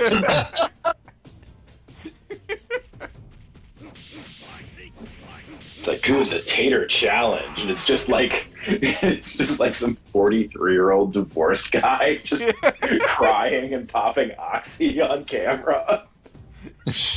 And that's the tater challenge. In like someone's like shitty about to be repossessed Chrysler 300. Are you a bad enough dude to become a potato? Exactly. I'm just like going down this like the fucking best of Nextdoor Twitter because it's just full of the most like Nextdoor is like this horrible environment where like what if a social media site existed entirely to be passive aggressive to people who know where you are? Yeah. Yeah, I do not understand the appeal of being on Nextdoor at all. I once received an honest to God like postcard mailer reminding me I could join the local Nextdoor, and it literally listed addresses of people in your neighborhood who have already joined Nextdoor, and I was like, is this a hit list? This is just like a list of people I never want to know. That was exactly it. At least one of those, it's like, oh yeah, that's the old lady who calls the cops every time somebody makes a noise after 9:01 p.m. When paying rent, what is customary to tip the landlord/leasing company? I found 50% of my rent is a number I'm comfortable with, and have gone as high as 25% during holiday seasons. That's a person whose brain has been destroyed. That is high quality trolling. I will accept no other explanation. That one has to be trolling. I hope it's trolling. Also, no, we had Red Skull. a post on Nextdoor where someone reported, quote, a strange man with a white beard and red clothing on New Year's Eve, and they took a picture though, and it was definitely not Santa Claus. It was just like a homeless guy in a tracksuit. Oh. But the thread title was really misleading. Yeah, very. It's like unknown bearded man in red suit. See picture. I'm like, oh, this is gonna be great. Oh no, that's just an alcoholic. This has got to be great. No, this is just a guy in a tracksuit drinking like a pint of Christian Brothers brandy. Do not accept gifts from this man. Yeah. You don't want what he has to offer. I forgot this fucking all-timer. Help with cat. Okay, so I have a problem. My cat Tiffany loves to be an indoor/outdoor cat. The problem is that every time she goes out, she ends up in a fight that she loses 100% of the time because she's so small and untrained. Does anyone have any experience with feline self-defense training? Oh, that's so good. The cat up to the heavy bag. And I feel like if she just had a few basic combat skills, she could hold her own a little better. Just teach her some basic combos. Some wads out. At least let her know where her iframes are. Why is the cat outside air juggling? Yeah, no, teach your cat to Roman cancel. Like, oh yeah, this is Street Fighter 6 out there. Parry, Fluffy, parry! Demo stuff going to carry over to the full game, or is that your lost? Character will carry over, your progress through World Tour will not. Yeah, you made that guy. You made that beautiful guy. Yeah, I made the world's largest boy. The world's largest boy. He's shaped like one of those squeezy dolls, you know, where you like squeeze the body and the head. Like, it's one of those. Yeah, like he's shaped sort of like someone's like worn out Stretch Armstrong. Yeah. Where it's like it's not all returning to the center anymore. It's just kind of pooling at various parts. It's like, oh. Stretch, you gotta come back. It's like, Stretch is trying. Stretch is trying to come back. Like your dad. He's just not trying that hard. Like your dad. Cruel. Yeah, after seeing your creation, Fanboy, last week, I have determined that I am absolutely going to try to create the Dover Boys in Street Fighter 6. That seems like that's something that character generator is 100% up to. Yeah. Like, you're gonna find they have actual like they have actual like fucking textures for the Dover Boys in there. Oh god. It's got an entirely separate shader. Yeah, exactly. You're like, oh, I see you are a man of specific tastes. Would you like to have special options? Welcome to my mystical realm. It's a secret to everyone. Oh my god. particular tastes. Would you like to live Doverliciously? Oh god. So This guy on my Twitter timeline was like, we should thank God that John Calvin never had coffee for the same reason we should thank God. That was awesome. Yeah.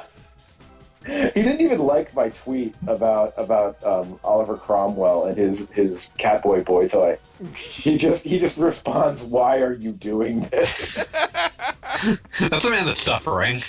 That man is in pain. I've hurt him. I've hurt him in a way that may never heal. Urgent alert, warning, all the avocados at Whole Foods are rock hard.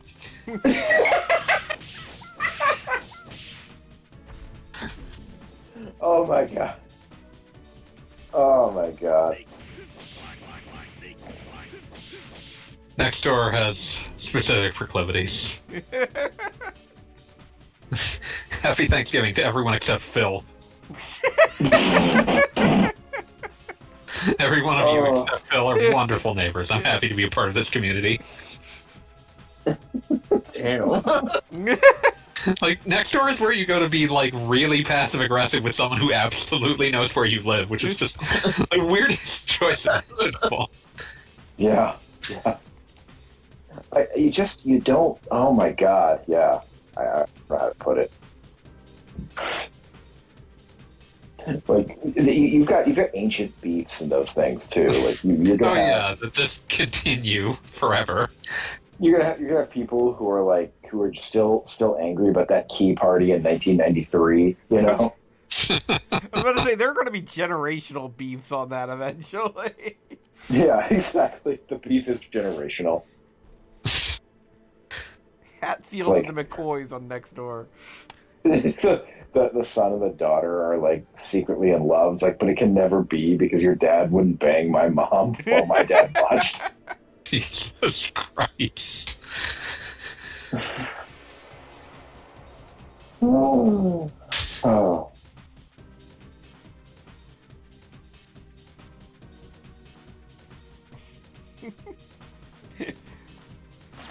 Thank you for watching Even Worse Streams. Absolutely not brought to you by the Nextdoor app. Urgent alert. Could everyone be quiet for a few? I'm trying to catch up on sleep. The entire neighborhood is like, oh yeah, sorry.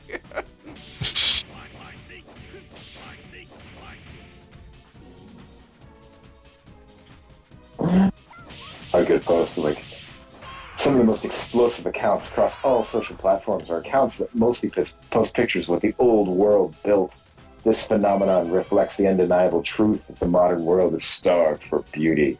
The response: they don't actually color grade it in real life. FYI.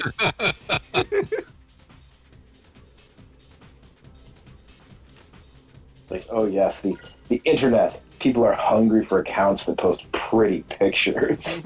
Can't believe this shit. I don't want pretty pictures. I want pictures of cats that are hiding behind things. Yeah.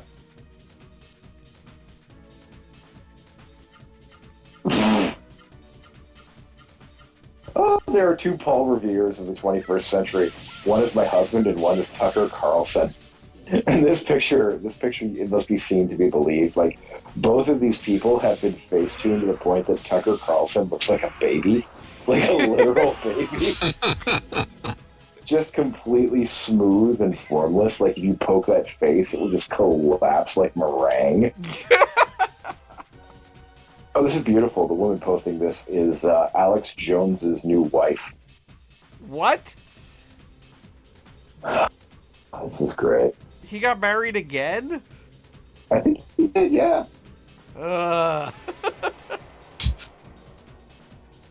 She didn't marry him for his money.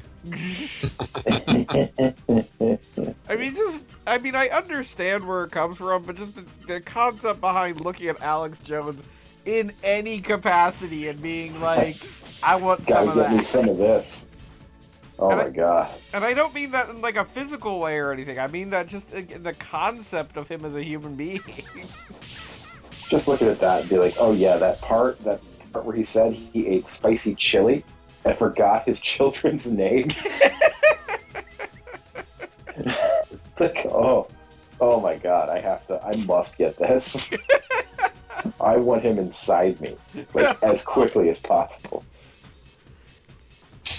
It's like having a thing for expired cheese. It's like... Yeah. Do you know how hard it's been to be out here since day one? When you are sitting in the comfort of your own home watching porn, apparently on a soundbar from what info I can get, you may not realize that you are broadcasting it through my Samsung Smart Hub refrigerator. Please disconnect from my device. And that's why I don't own any smart devices. Oh my god. Oh, it's so good. It's like that. It's like that classic Twitter post of a girl who's like, "My mom took my phone and posted it." It's like Yeah. tweeting from Samsung Smart Fridge. Where was it I was reading recently that, like, the one technology that nobody will accept, or they keep trying to put screens in refrigerators, but, like, it never gets picked up. Like, nobody wants that. Like, for all the stupid things we have accepted as modern technology, nobody wants a screen in their refrigerator. Why in God's name, like, must your refrigerator contact the internet? I just don't know. It's the Like, one thing that people are we identify going as a to bad live- idea, though. I'm out of juice. Do you remember the Achewood where like Ray tries to make a tech company based off of roast beef's ability to do a spreadsheet that tracks whether you are out of milk or cheese? I vaguely remember that, but it's been like, what, 20 years now? Oh yeah. No, I just love that, you know, a generation of product managers read that and like, you finally understand me. Like I have never felt as seen as I do in this moment.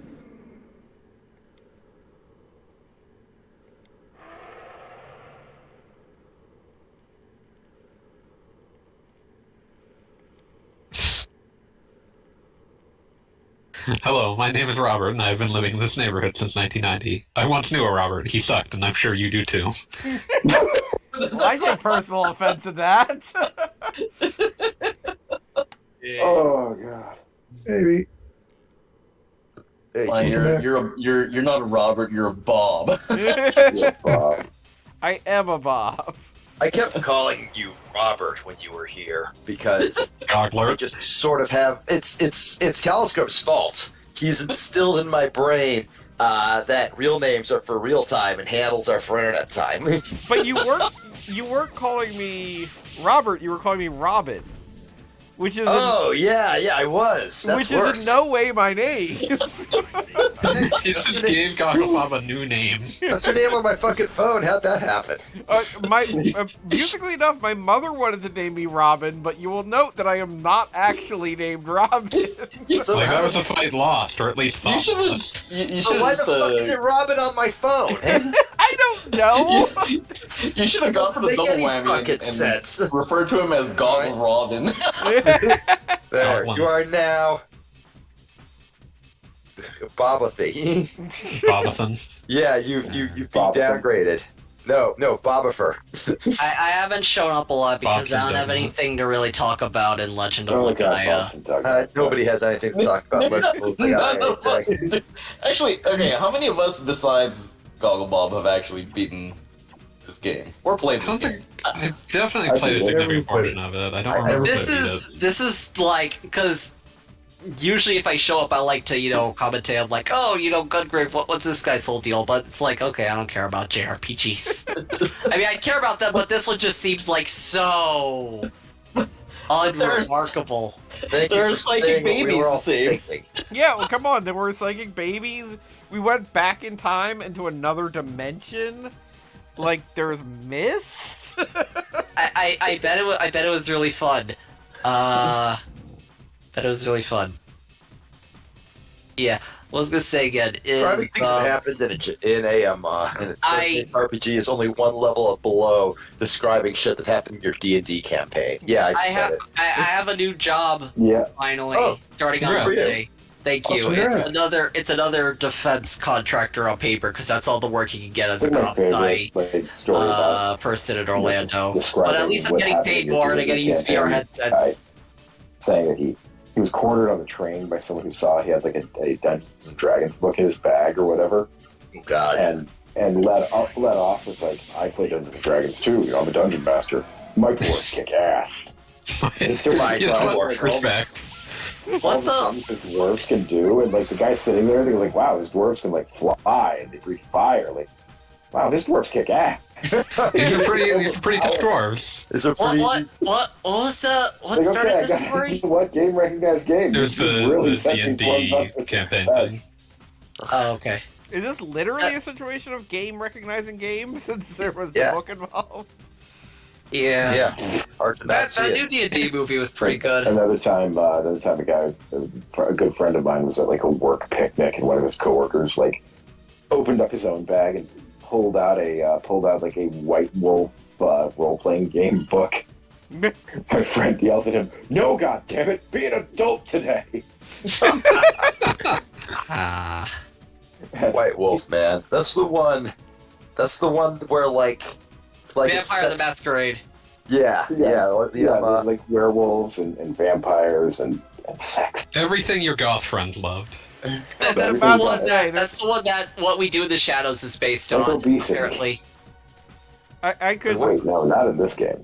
I could tell an extremely long story involving graduated goths being like, oh no, tabletop RPGs are dumb.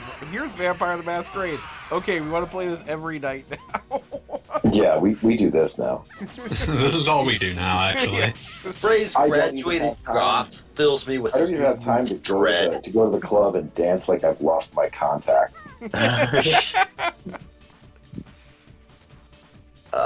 I haven't gone to Brazilian Jiu-Jitsu in like 2 weeks. My two favorite goth dance from moves being, hold on, I lost my contact, and is this your latte? Wait, no, it's not. No, it's not a. Oh. Apple Vigor, are you in like?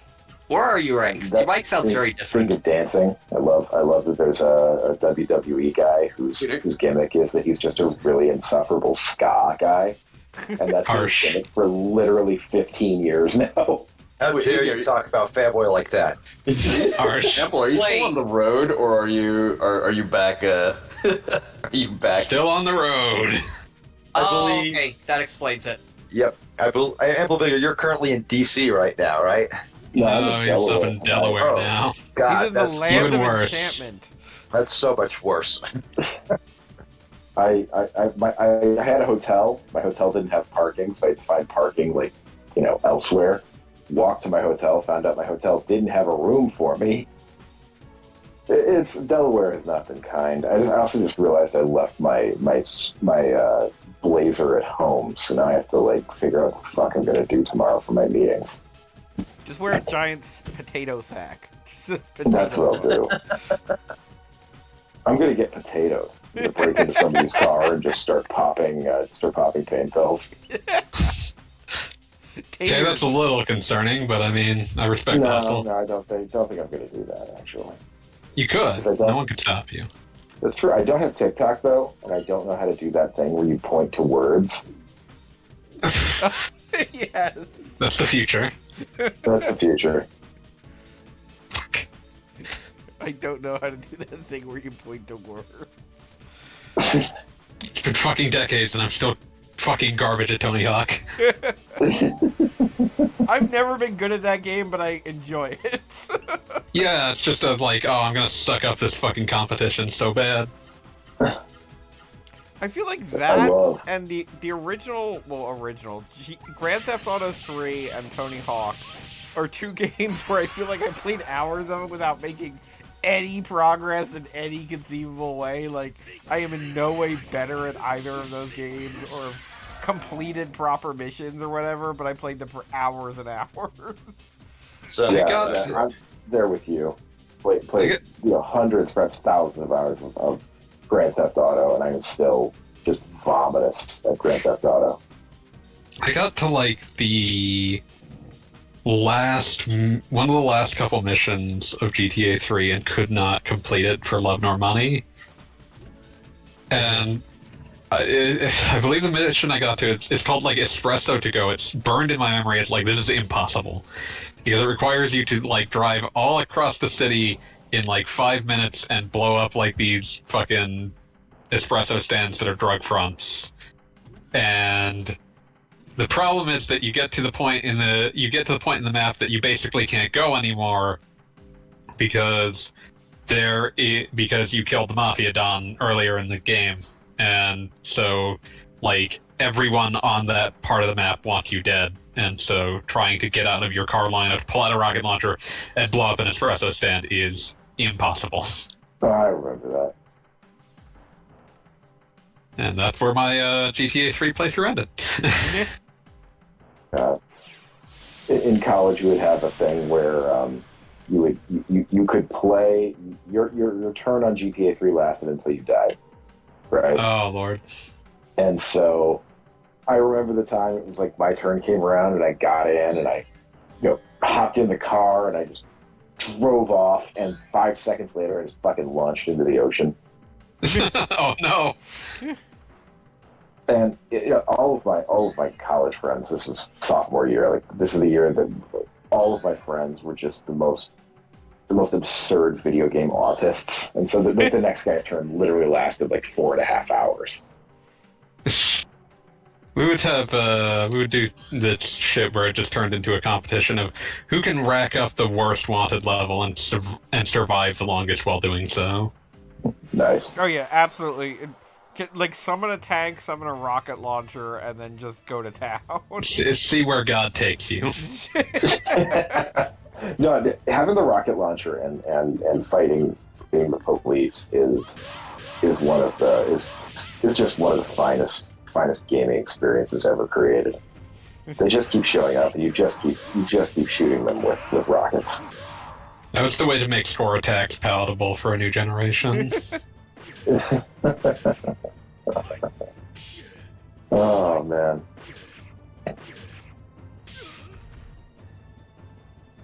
There we go.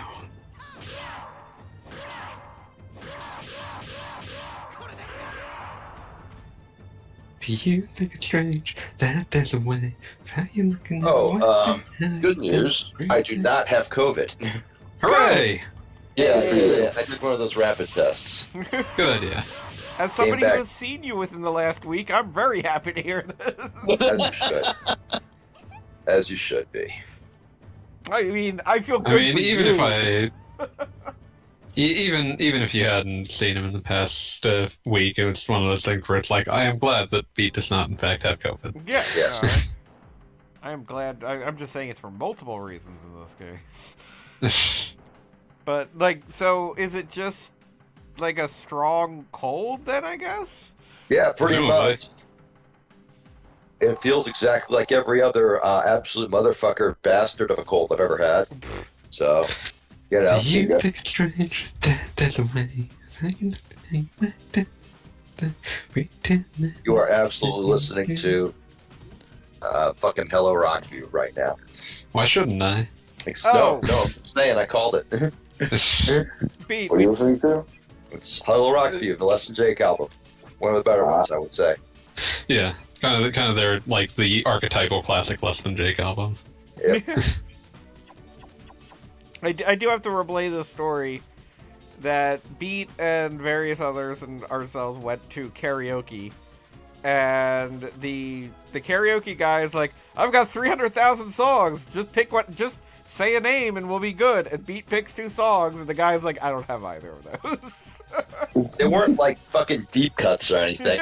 It's just he's like, I got 300,000 songs. It's like, no, not that. No, sorry. Anything but whatever the fuck you just said. I had to go back to him 3 fucking times. Do you have no? Do you have no? 300,000 songs. But like, these were not songs nobody in this chat has heard of. One of them was Rock Superstar by Cypress Hill, for fuck's sake. This is not like a totally unheard of song. 300,000. Would you like to be a rock superstar? And live large. Big house, 5 cars. Big house and 5 cars? Yeah.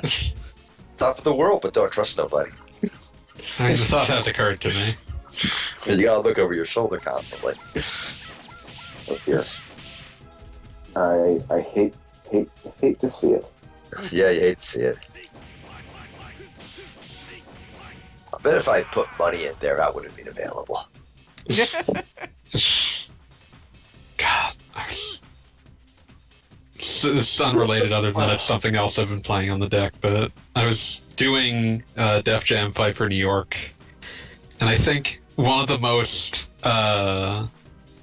aughts screens that was ever committed to video game silicon was the sequence where it's like early in the game it has you like select a girlfriend, and that is like a digital homunculus of someone who was in some sense associated with Def Jam at the time. And then later in the yeah, sorry, go on. And then later in the game, you just sort of run into Carmen Electra, and it's just like, fucking, like, you have to choose whether you're going to leave your girlfriend for Carmen Electra. Yeah. And so it just has like a screen that's just like, choose your girlfriend, and then like whoever you chose before, or Carmen Electra. It's a really strange screen that is inexplicable in any modern context. It's a wonderful. It's one of my favorite like moments in any video game because you're there with your girlfriend, and then Carmen Electra shows up, and she is like, "Hey, I will be your new girlfriend." She just gives you eyes from across the bar. Yeah, your current girlfriend's just like that bitch. I love that. I love you just chilling out, minding your own business, and Carmen Electra shows up. Wait, does she show up before or after Lil Kim? After Lil Kim. You can, in fact, have it be a situation where Lil Kim and Carmen Electra are fighting. I believe the one time I played that game at PAX, I went with Lil Kim, and then suddenly Carmen Electra had to kick Lil Kim's ass. I believe I stuck with Lil Kim, though. I'm loyal to Lil Kim. Oh, yeah. When Carmen Electra fights. When the women fight over. It's such a fascinating little look at. Such a time capsule. Yeah, absolutely. This rarely happens in the Persona games. It never does. It's weird. No one has to pull out a blazing move. This is why the Persona games just suck ass. There's no point at which they keep releasing Persona games and try to make them not shit. And the Persona games are still so bad. And Carmen Electra's waiting by the phone, waiting for that. I don't believe any. Okay, like here's the thing though. I cannot like in good conscience say yes. I believe that Carmen Electra would like be cast in Persona 4 protagonist. Like wistful gazes from the other side of the bar, causing Persona 5 protagonist's girlfriend, Lil Kim, to stand up and go, "That bitch!" I just can't see it. I enjoyed noticing this. Lil Kim's blazing move thing is to like all of them have like an animation they do when their blazing move activates, and hers is to shout Brooklyn. That sounds accurate. It is in fact accurate. I'm just imagining, the Persona 5 guy, the little skinny dude, just sitting like at a bar in like Def Jam Fight for New York with Lil Kim, and like Carmen Electra's just staring at him. all the Aki games. Funny. That is a very funny mental image for me. All the Aki games in that engine have a heavy modding community. I have to believe someone's done that. I need to see if I can find it. We need to find the footage of Teddy being thrown to his death in front of a subway car by Danny Trejo. I forget how much Danny Trejo is in that game. Like he's in there a lot. He is. They got Danny Trejo. They're just making the most of him. Yeah, no, like I was glad that it's just I didn't expect him to be in as much of that game as he is. All right, like, bad news, fanboy. I have just googled Carmen Electra Persona 5, and no. Why did you do that? I am, however, getting a lot of news articles about Carmen Electra and OnlyFans. Yeah, no, that did apparently happen. I had to look up what had become of her since playing the game. Carmen Electra needs money. Yeah, no, it's one of those things. Like, yeah, I hope it worked out for her. She didn't just of all the singled out eye candy, she's the one who didn't marry Jim Carrey, and then Yeah, and then slowly drive him insane. I think he was already kind of insane, to be fair. Yeah, I feel like calling Jim Carrey sane is putting a lot. Being quite generous to the man. Yeah. Yeah, okay, fair. He seems to be less anti-vax since his most recent divorce, though. So there's that. Yeah, like I would say charitably that Jim Carrey wants to be a good person.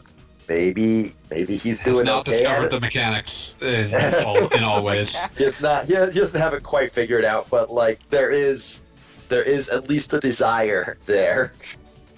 However, weird and broken.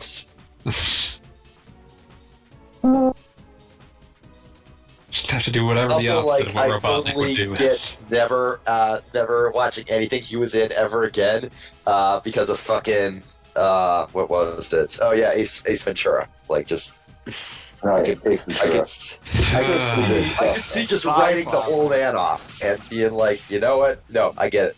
Remember Ace Ventura Jr.? I do not, and I refuse to. Wasn't that direct-to-video? That was a direct-to-video thing from like 2009.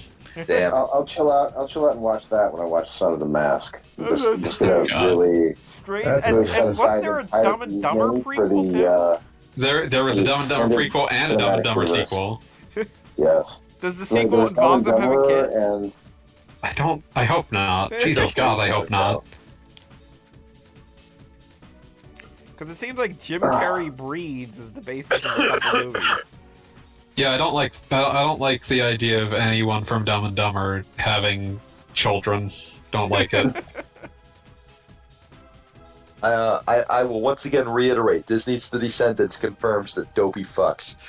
there you go. Yeah, and that sucks. Yeah. Dopey breeding and can. No. Is Dopey's child at least short? No. Because that He's raises normal questions size. of its own too. Oh, there's so many fucking questions. But like, Turns out Dopey is not like dumb. Dopey is not even short. Dopey is a child, a literal child. Dopey is just fucking dopey. Like, Yeah, I So bet you all. I had an argument with I think Mags on Twitter forever ago, and she was like, "What about why do you think Dopey is like less likely than Captain Smee from Mahook, who also has a kid in Descendants?" And I'm like, okay, well, Smee converses in a known language that's recognizable as an adult of his species. The thing he said about Dopey. So I'm gonna bring up this thing that I just saw on the Dumb and Dumber 2 Wikipedia page. Oh god. No, hit it. On June 15th, 2017, the United States Department of Justice charged that money used to produce the film was stolen from a Malaysian government investment fund. Red Granite Pictures amazing. denied knowingly accepting stolen money. Prosecutors also fired a forfeiture complaint in federal court to seize the rights of ownership to Dumb and Dumber 2, as well as the rights to the 2015 film Daddy's Home. Oh, Wait, God, they got fucking Daddy's Home? They did not end up getting that because Red Granite ended up paying a settlement of $60 million. It's probably more than Daddy's Home made at the box office. I don't know. It has a sequel somehow. D&B fraud is one of the greatest, just greatest things to ever happen. You know, everything from the way that the story was broken, literally by page 6. You know, because they reported, hey, you know, someone has spent so much money at this club this year that they gave him Kanye's parking spot. And it's like, who is this guy? Oh, he's just some chubby Malaysian dude. And then that's how the story broke. Like, someone started digging into, like, who is this anonymous chubby Malaysian guy who spends more money at the club than Kanye West? Well, that'll you can follow that pretty far. Yep. Also, I'm still enamored of the fact that an albatross that will forever hang around Ubisoft's neck is that they accepted too much money from the Malaysian government to make a pirate game that will never come out. They can never stop. Or was it the Singapore government? They can never stop developing it, or they'll end up in court for it. Because then they'll have to pay it back. So they just have to keep developing the pirate game. Yeah, they can't just cancel it like it needed to be 10 years ago. They have to. They can't. Okay, it looks like it was the Singapore government actually. But, same principle of, like, you got hold of money you should not have from a government who is absolutely going to take it out of your hide if you don't produce something. Yeah, no, they will eliminate you. They will kill you. Gut you like a fish. This is the country that canes its own people for chewing gum. You will be shown no mercy. You will not be spared judgment, and you will not be missed. Look, just think of it this way: they can't kill you because you're already fucking dead. They announced a fucking release date for that game down to the day. Like, this will come out March 9th, 2023, and then in January they were like, we're delaying the game to some other time in the fiscal year, and they've not spoken of it since. I always you look at the development team on this, and they're just like sobbing as like Singaporean military police are smoking cigarettes in their office and cleaning their machine guns. There's been a few of those, like, where, like, something has, like, I remember a few years back, they announced a remake of the 2003 Prince of Persia: The Sands of Time, and it's clear that they had just sort of, like, they had pushed it off to one of their, like, less paid teams, like, it was like Ubisoft, God, I want to say it was one of their outfits in India. Ubisoft Mumbai, and they, like, clearly, it was one of those things where it's like, get a remake out, throw it together quick and cheap, and they announced it, they showed it, and people were like, "Why the fuck have you done this?" What have you done? What have you done? And so they were like, "Oh, we're delaying it for quality concerns." And then, like, that was supposed to come out March 18th of 2021. And every so often they confirm that, like, we've moved it around in the company. It's still coming. It's still happening. It's still good. It's just a little airborne. And yeah, they just, like, it's just one of the many albatrosses around their neck of, like, oh god. Ubisoft Mumbai reports that they have been like savagely radicalized by the Hindu government. Oh god. and have purged the development staff of all of anyone who looks too Muslim, and they're like, no, it's fine. This will not affect development. Oh god. Yeah, it was a co-production between Ubisoft Mumbai and Ubisoft. How is this city's name actually pronounced? Let's check the internet. Pune. Look at the internet. Yeah, Ubisoft Pune and Ubisoft Mumbai. By all accounts, it's actually just been reeled into, like, Ubisoft Montreal, who has, like, 9 million other things they have to be doing.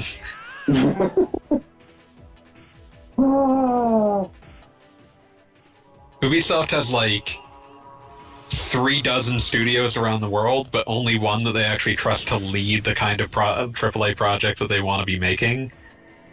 And so they're just, like, in this endless hell of, like, we have, like, a bazillion satellite studios that are supposed to be making sure these games get out, but they're all bottlenecked by the fact that the only studio we actually trust to make things is having to lead every single project. I love it. I love it so much. I just imagine, like, if you get a job at Ubisoft Montreal, and you're like, well, I guess I won't get fired. And then, you're just sobbing, looking at you're like doing your morning stand-up, and it's like, here's your to-do list. Every time I hear anything at all about Ubisoft, it's always of the, oh god, why won't somebody kill us and put us out of our misery variety? Like, yeah, they strike me. It's a dark place. They strike me as, like, one of the very most, please, somebody, please end our suffering companies in the world. What's that? And that's not even, like, going into how apparently the CEO, or, like, I'm much of upper management was just like treating their staff like a selection of sexual partners. Ugh. Yeah. Yeah, no, horrifying shit. Dark Place. There's also just the endless internal fucking messages. It's just like, for the love of God, why are you making us do all this NFT shit? I mean, like, you bring that upon yourself. And then, like, Don't listen, worry, the staff involved did not want to be doing it, but the heads sure did. Like, don't worry, we Yeah, at Square Enix will make sure to take the heat off of you. Yeah. Oh god. So, are you done with the NFT thing? It's like, no, No, we're you not fool. done with NFTs. We are going to carry this. We are going to carry this torch into the future. We are going to be the guy who we are going to be the ones that finally figure this out in the year of our Lord 2023. I with the want plans. to be the guy so bad that I'm forsaking all other possible guys that I could be. Yep. God, did any of you guys see that like really hand-wringing thread from like an NFT true believer talking about how like 2021's never coming back, and that's the saddest shit imaginable. And everybody in the replies is like, "Bro, I sucked then too. You were just too stupid to see it." What's this now? Oh, some guy, some NFT true believer, did this enormous Twitter thread about how the glory days of 2021, when NFTs were at their peak, were not coming back, and we all just had to accept it. And like he was talking about the loss of community and like all that shit. But really, what he was talking about was people are no longer blowing their entire life savings on these fucking things. Yeah, People will never buy my apes. Yeah, my apes are actually worthless now. That time is never All coming the back. apes- Only it's still here. It's like it was one thing when I could just say, "Oh, me apes gone." But like he was talking about like how he had true friends in the Lazy Lions community that he just didn't see anymore. Oh, And I'm like, yeah, Yeah. dumbass, they all found someone stupider and cashed out. Yeah, Don't know. I definitely saw Don't at the know mall. what you expected. A mall recently. It was like a smoke shop, and you could buy what looked to be like a parody, bored ape, like marijuana tray or whatever those are called. I'm sorry, I'm not cool enough. fantastic! But I almost bought it just for like the fact that like this image won't exist in like 6 months. Like that would be the Yeah, only like evidence it ever existed. a lot of dumbasses did graffiti those on the sides of walls. Like there will be. Well, I mean, ideally someone will either wash it off or I like was cover it about with to something say, cooler. are they still there? Well, graffiti is very ephemeral, so who knows? Me apes, me apes. My All apes, gone. all my apes gone. God, Oy, I just had the worst idea in human history. What's that? go for it. Oh, I was just looking at the Xbox emulator compatibility of beloved classic Galleon, Islands of Mystery. Ooh, If you know what that is, I'm so very sorry. I have no idea. Explain for the rest of the class. Galleon, Oh, go ahead. Galleon, also known as Galleon Islands of Mystery, was the game that so the character designer slash like semi game designer on the original Tomb Raider left after that game in like 1997 and formed a company called Confounding Factor and signed with Interplay to make a Tomb Raider sort of game, but more ambitious. That Of course. variously was at various points it was set to be a Dreamcast game, then it was a GameCube game, then it was finally it was an Xbox game. It started development in 1997, came out in 2004. It's the ugliest fucking thing you've ever seen in your goddamn life. he's a And- character designer. How? Yeah. And his big innovation One. for character design was what if a British lady with giant tits? But What if a British lady had giant, just humongous tits? It's like every Englishman is like, how would we notice? and then the So, like, he spent, like, years and years, like, anytime someone would put pen to paper in front of him, he would be talking up this game. I seem to recall a quote from him. I can never find the exact quote, but I definitely recall reading this back in the day where he was just like, once you've played Galleon, a lot of other action games just end up being really boring. And it's just like, Jesus Christ, dude. And, like, that That's game... incredible. And, yeah, that game finally came out 7 years later, August of 2004. And Confounding Factor was immediately closed afterwards. Well, that's the end of me. One look at Confounding Factor, and they're like, they took one look at Galleon, like, this company should not be. But apparently it is playable on the Xbox emulator that exists at this moment. Well, that's good. You should totally get. You should get Limbo of the Lost as well. Oh god, I don't have Limbo of the Lost in me, and getting that to run is a pain in the ass because it was a PC-only game. Yeah. See if I can track down the Amiga demos of Limbo of the Lost. Oh, God, yes. I'm trying to remember like what the full watched list some of sources long-ass- they plagiarized from were. Yeah, that was it. I watched some long-ass video that just did nothing but go through and point out all of the stolen assets. They stole from Elder Scrolls 4, the Russian RPG Sea Dogs, World of Warcraft. The cursor was Diablo apparently 2. taken from Black and White 2. They ripped parts of Thief Deadly Shadows for some reason. What game is this that stole everything? Limbo of the Lost.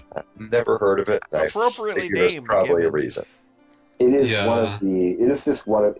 I trying to find. I was trying to find the correct word for this, and I struggle because at every level, okay, no game quote unquote needs to exist, right? But Obviously. like, It is the most unnecessary game. this is the most unnecessary game. This is the game that defines the asymptotic, like, maximum for like just games that didn't need to happen. And then you go through it and you look at like how little effort they put into creating a unique game with Like unique assets. such a long period of putting in no effort because like Yeah, this was announced as an Atari ST game, and then moved over to the Amiga, and then to the Amiga CD32, and then eventually found its way out in like 2003 or 4. Oh no, wait, no, it was re-announced in 2003 or 4. It finally came out in like 2007. Damn, that's a while. it reminds me of one of my all-time favorite Onion articles, which is like computer company founded in garage, still in garage. Yeah, that's good as hell.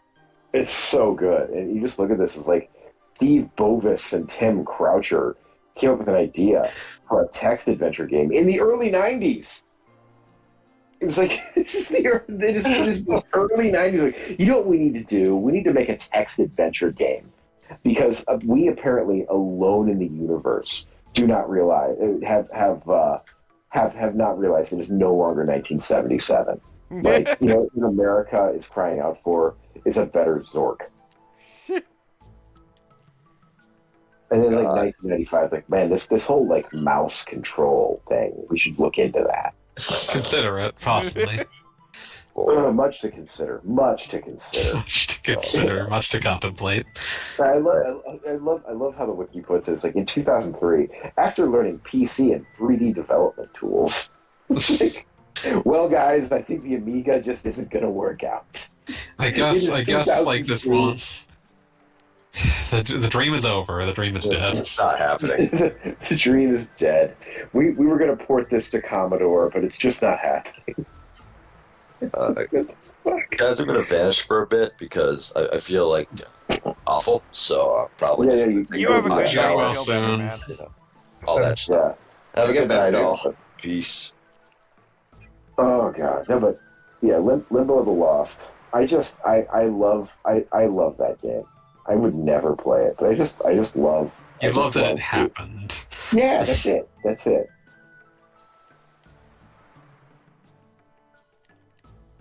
Like, how? Why? Why did this happen? Why did you feel the need to do this? You didn't have to. What possessed you to? That's it. That's it. What made you say yes, this, and no other?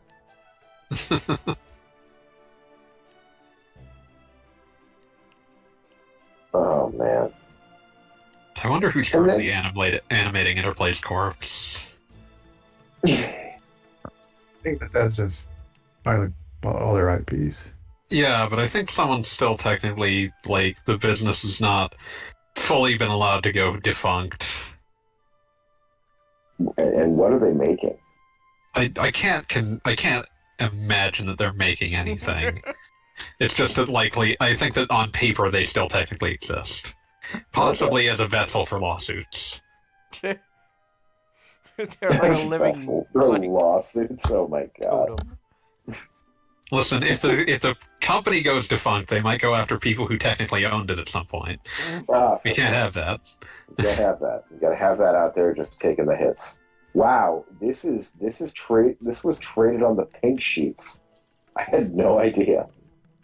I don't fully know what that means, but okay, so you know how there are stocks that their stock price is too low to be exchange traded. Like if your stock, if you have a penny stock, like they will not let you trade it on the exchanges. So if you can't get registered on exchange, you can trade over the counter, so to speak, which is and one of the over the counter clearinghouses was called the Pink Sheets, made famous in Wolf of Wall Street, and they provide price and liquidity information for over the counter securities, so that are literally stocks that are worth like literally a penny or a fraction of a penny. Fraction. So, many of the stocks traded over the counter are microcap stocks, also known as penny stocks, which are known for fraudulent microcap stock fraud and penny stock scams. yeah, I suppose that fits. The all-time great line from Wolf of Wall Street is like, then we bring in the dog shit, the pink sheets. It's like, pink sheet stocks. Oh boy. No, but Interplay. They gave us the greats. They gave us Clay Fighter. They gave us Mario Teaches Typing. Welcome to Mario Teaches Typing. Stone Keep. I remember that. I'll always remember that weird fucking what do you call that? Mirage, not Mirage. What was the thing they did in the 90s where they would have the plastic cuts so that when you wiggled it, it made the picture look like it was moving? Oh, foil, hologram, that sort of thing. Yeah, the holograms. It had the holographic skeleton in the front. That's how you know that you're in for an unforgettable experience.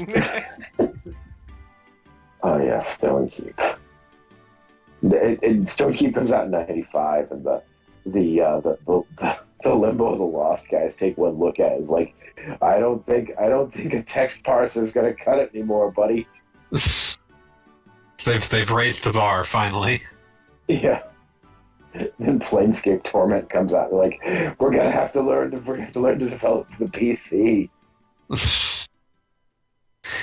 God, now I'm remembering some of the other like just weird ass shit that Interplay got up to, like Descent to Undermountain. Oh. We took Descent. We still have the Forgotten Realms license. Make something.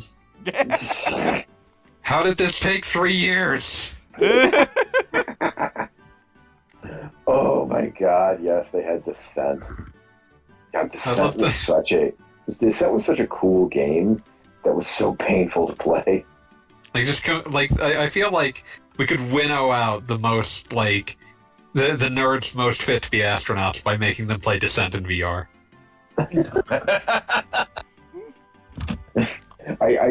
I was reading some magazine. They're like they one of the ways they were hazing each other was by having like start to puke time in Descent. and one of their guys literally sat down to it and started playing the first level and turned completely white within 30 seconds. Jesus. The Descent engine turned out to be unsuited for a role-playing game. Who'd have thought? Which game was this?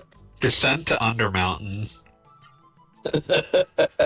Interplay decided to ship the game in time for Christmas '97, resulting in a rushed product.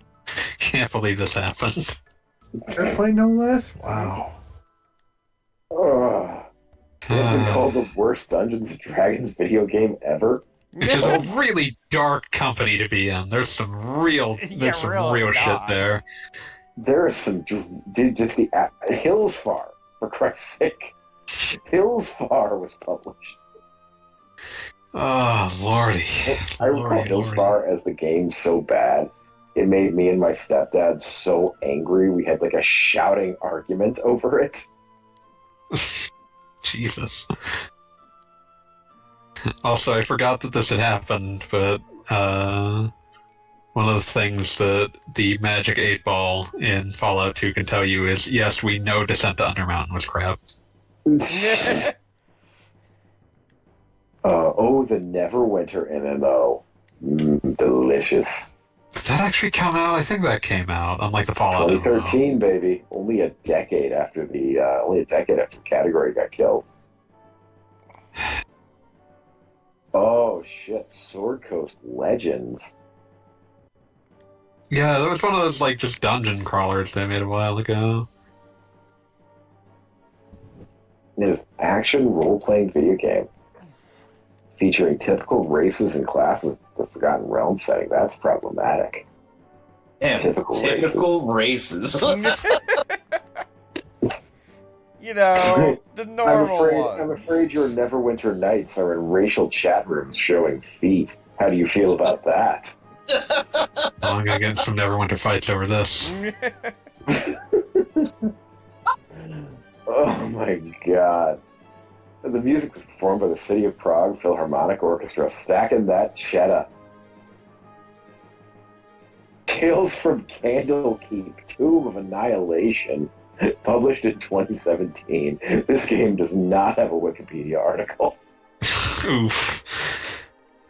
Oh. That's always like a dark place to be. Like, no one cared to give this game from within the past 10 years a Wikipedia article. It came out in 2017. What the fuck? You should have had one from the beginning. What the hell? Baldur's Gate 3 is coming out? Yeah, that one's actually close to coming out. It's being made by Larian, the people that did the Divinity Original Sin games. Oh, weird. Wow. When you said Larian for a minute, I thought you were just going to say it's going to be by this guy like Larry Wick or whatever. He's just one guy. He bought the IP at auction. The dream of Baldur's Gate 3 is a long chased one, but yeah, no, that one actually looks like it's going to come out. So that's a little wild. So I'm still looking at like these games. How could any game consistently be worse than Heroes of the Lance? That's really difficult. That game sucks shit. Oh my fucking god! It's oh my god, the game where you can kill the entire Dragonlance party through shitty floaty jump controls. Like, don't forget being menaced by small kobolds. The kobolds will come, they will hit you in the knee. Tannis half-elven will take it in the gulliver and fall over dead. He just wants to be out of here. Gold Moon. It's like, why? God damn it, I hate this game so much. I love that when Bethesda bought the Fallout IP, they felt the need to take the time out to say that Fallout Brotherhood of Steel is not canon. It's like, don't worry, buddy, I don't think anyone was thinking it was. They took the time out. Fallout Brotherhood of Steel. It's like someone sitting down to play New Vegas. Like, can't wait to find out what happens. What I have to happened find my out what favorite characters happened. in Fallout Brotherhood of Steel. They better respect the work of Avalon Interactive. I played the shit out of that game. Kept waiting for it to get fun. I love that there's like a Fallout Brotherhood of Steel and Fallout Tactics Brotherhood of Steel, just to make it more confusing. Oh my god. Gateway to the Savage Frontier. I love that. I love how Gateway to the Savage Frontier does not have the painting Gateway to the Savage Frontier on the cover. It has instead like an evil Egyptian sorceress. And then Treasures of the Savage Frontier also does not have a painting of the Savage Frontier, but instead has like some frizzle-haired booby girl staring at a gemstone. As you do. Yeah. You know, Clyde Caldwell. We were talking about this today. I'm walking around the National Art Gallery of the United States and just looking and being like, this is nothing. Like this entire 85% of these works of art are just these artists being like vividly horny, like so horny that their bodies were vibrating, and just channeling it into like Edgar Degas being like, I'm gonna make 200 wax sculptures of women with great big fat asses just bending over and bathing themselves and stuff. And then people like he dies, they come into his apartment, it's like, wow, this place is completely full of statues of naked broads. And these broads with the biggest, fattest, juiciest asses anyone has ever seen. How could Degas hide these treasures from society for so long? For what possible purpose could he have done this? Oh. What did he mean by this? What did he mean by this? And why do they all have asses from the Donkey Butt music video? Much to contemplate. I'm still reeling over the concept that Interplay was really confident in Fallout Brotherhood of Steel. They started working on a sequel before the first one came out. Like this will save us from the toilet. This did not save them from the toilet. Wait, so there's a Fallout Brotherhood of Steel and a Fallout Tactics Brotherhood of Steel? Because there was Fallout Tactics Brotherhood of Steel in 2000, and then in 2004 they did Fallout Brotherhood of Steel, which was just a dungeon crawler like Baldur's Gate Dark Alliance, and they were certain that was going to be huge. They immediately, before it was even done, they put into production Fallout Brotherhood of Steel 2. This is going to be our cash cow. This will pull us directly out of the trash. Did not work. Right, that's hilarious. I will not find no one. Sponsorship with Balls energy drink. Oh man, there were a lot of games with balls in them at the time. I think RLH Run Like Hell also had balls in it. Okay, so I was confused. I thought you were talking about Fallout Tactics Brotherhood of Steel, which is the game I played. Fallout Brotherhood of Steel. This is much worse. This looks supremely of shit. It's a PS2 game. Yeah, it is irredeemably bad. All right, on that note... I love that Interplay just rolled the dice and put every chip on this game. It's put it all right.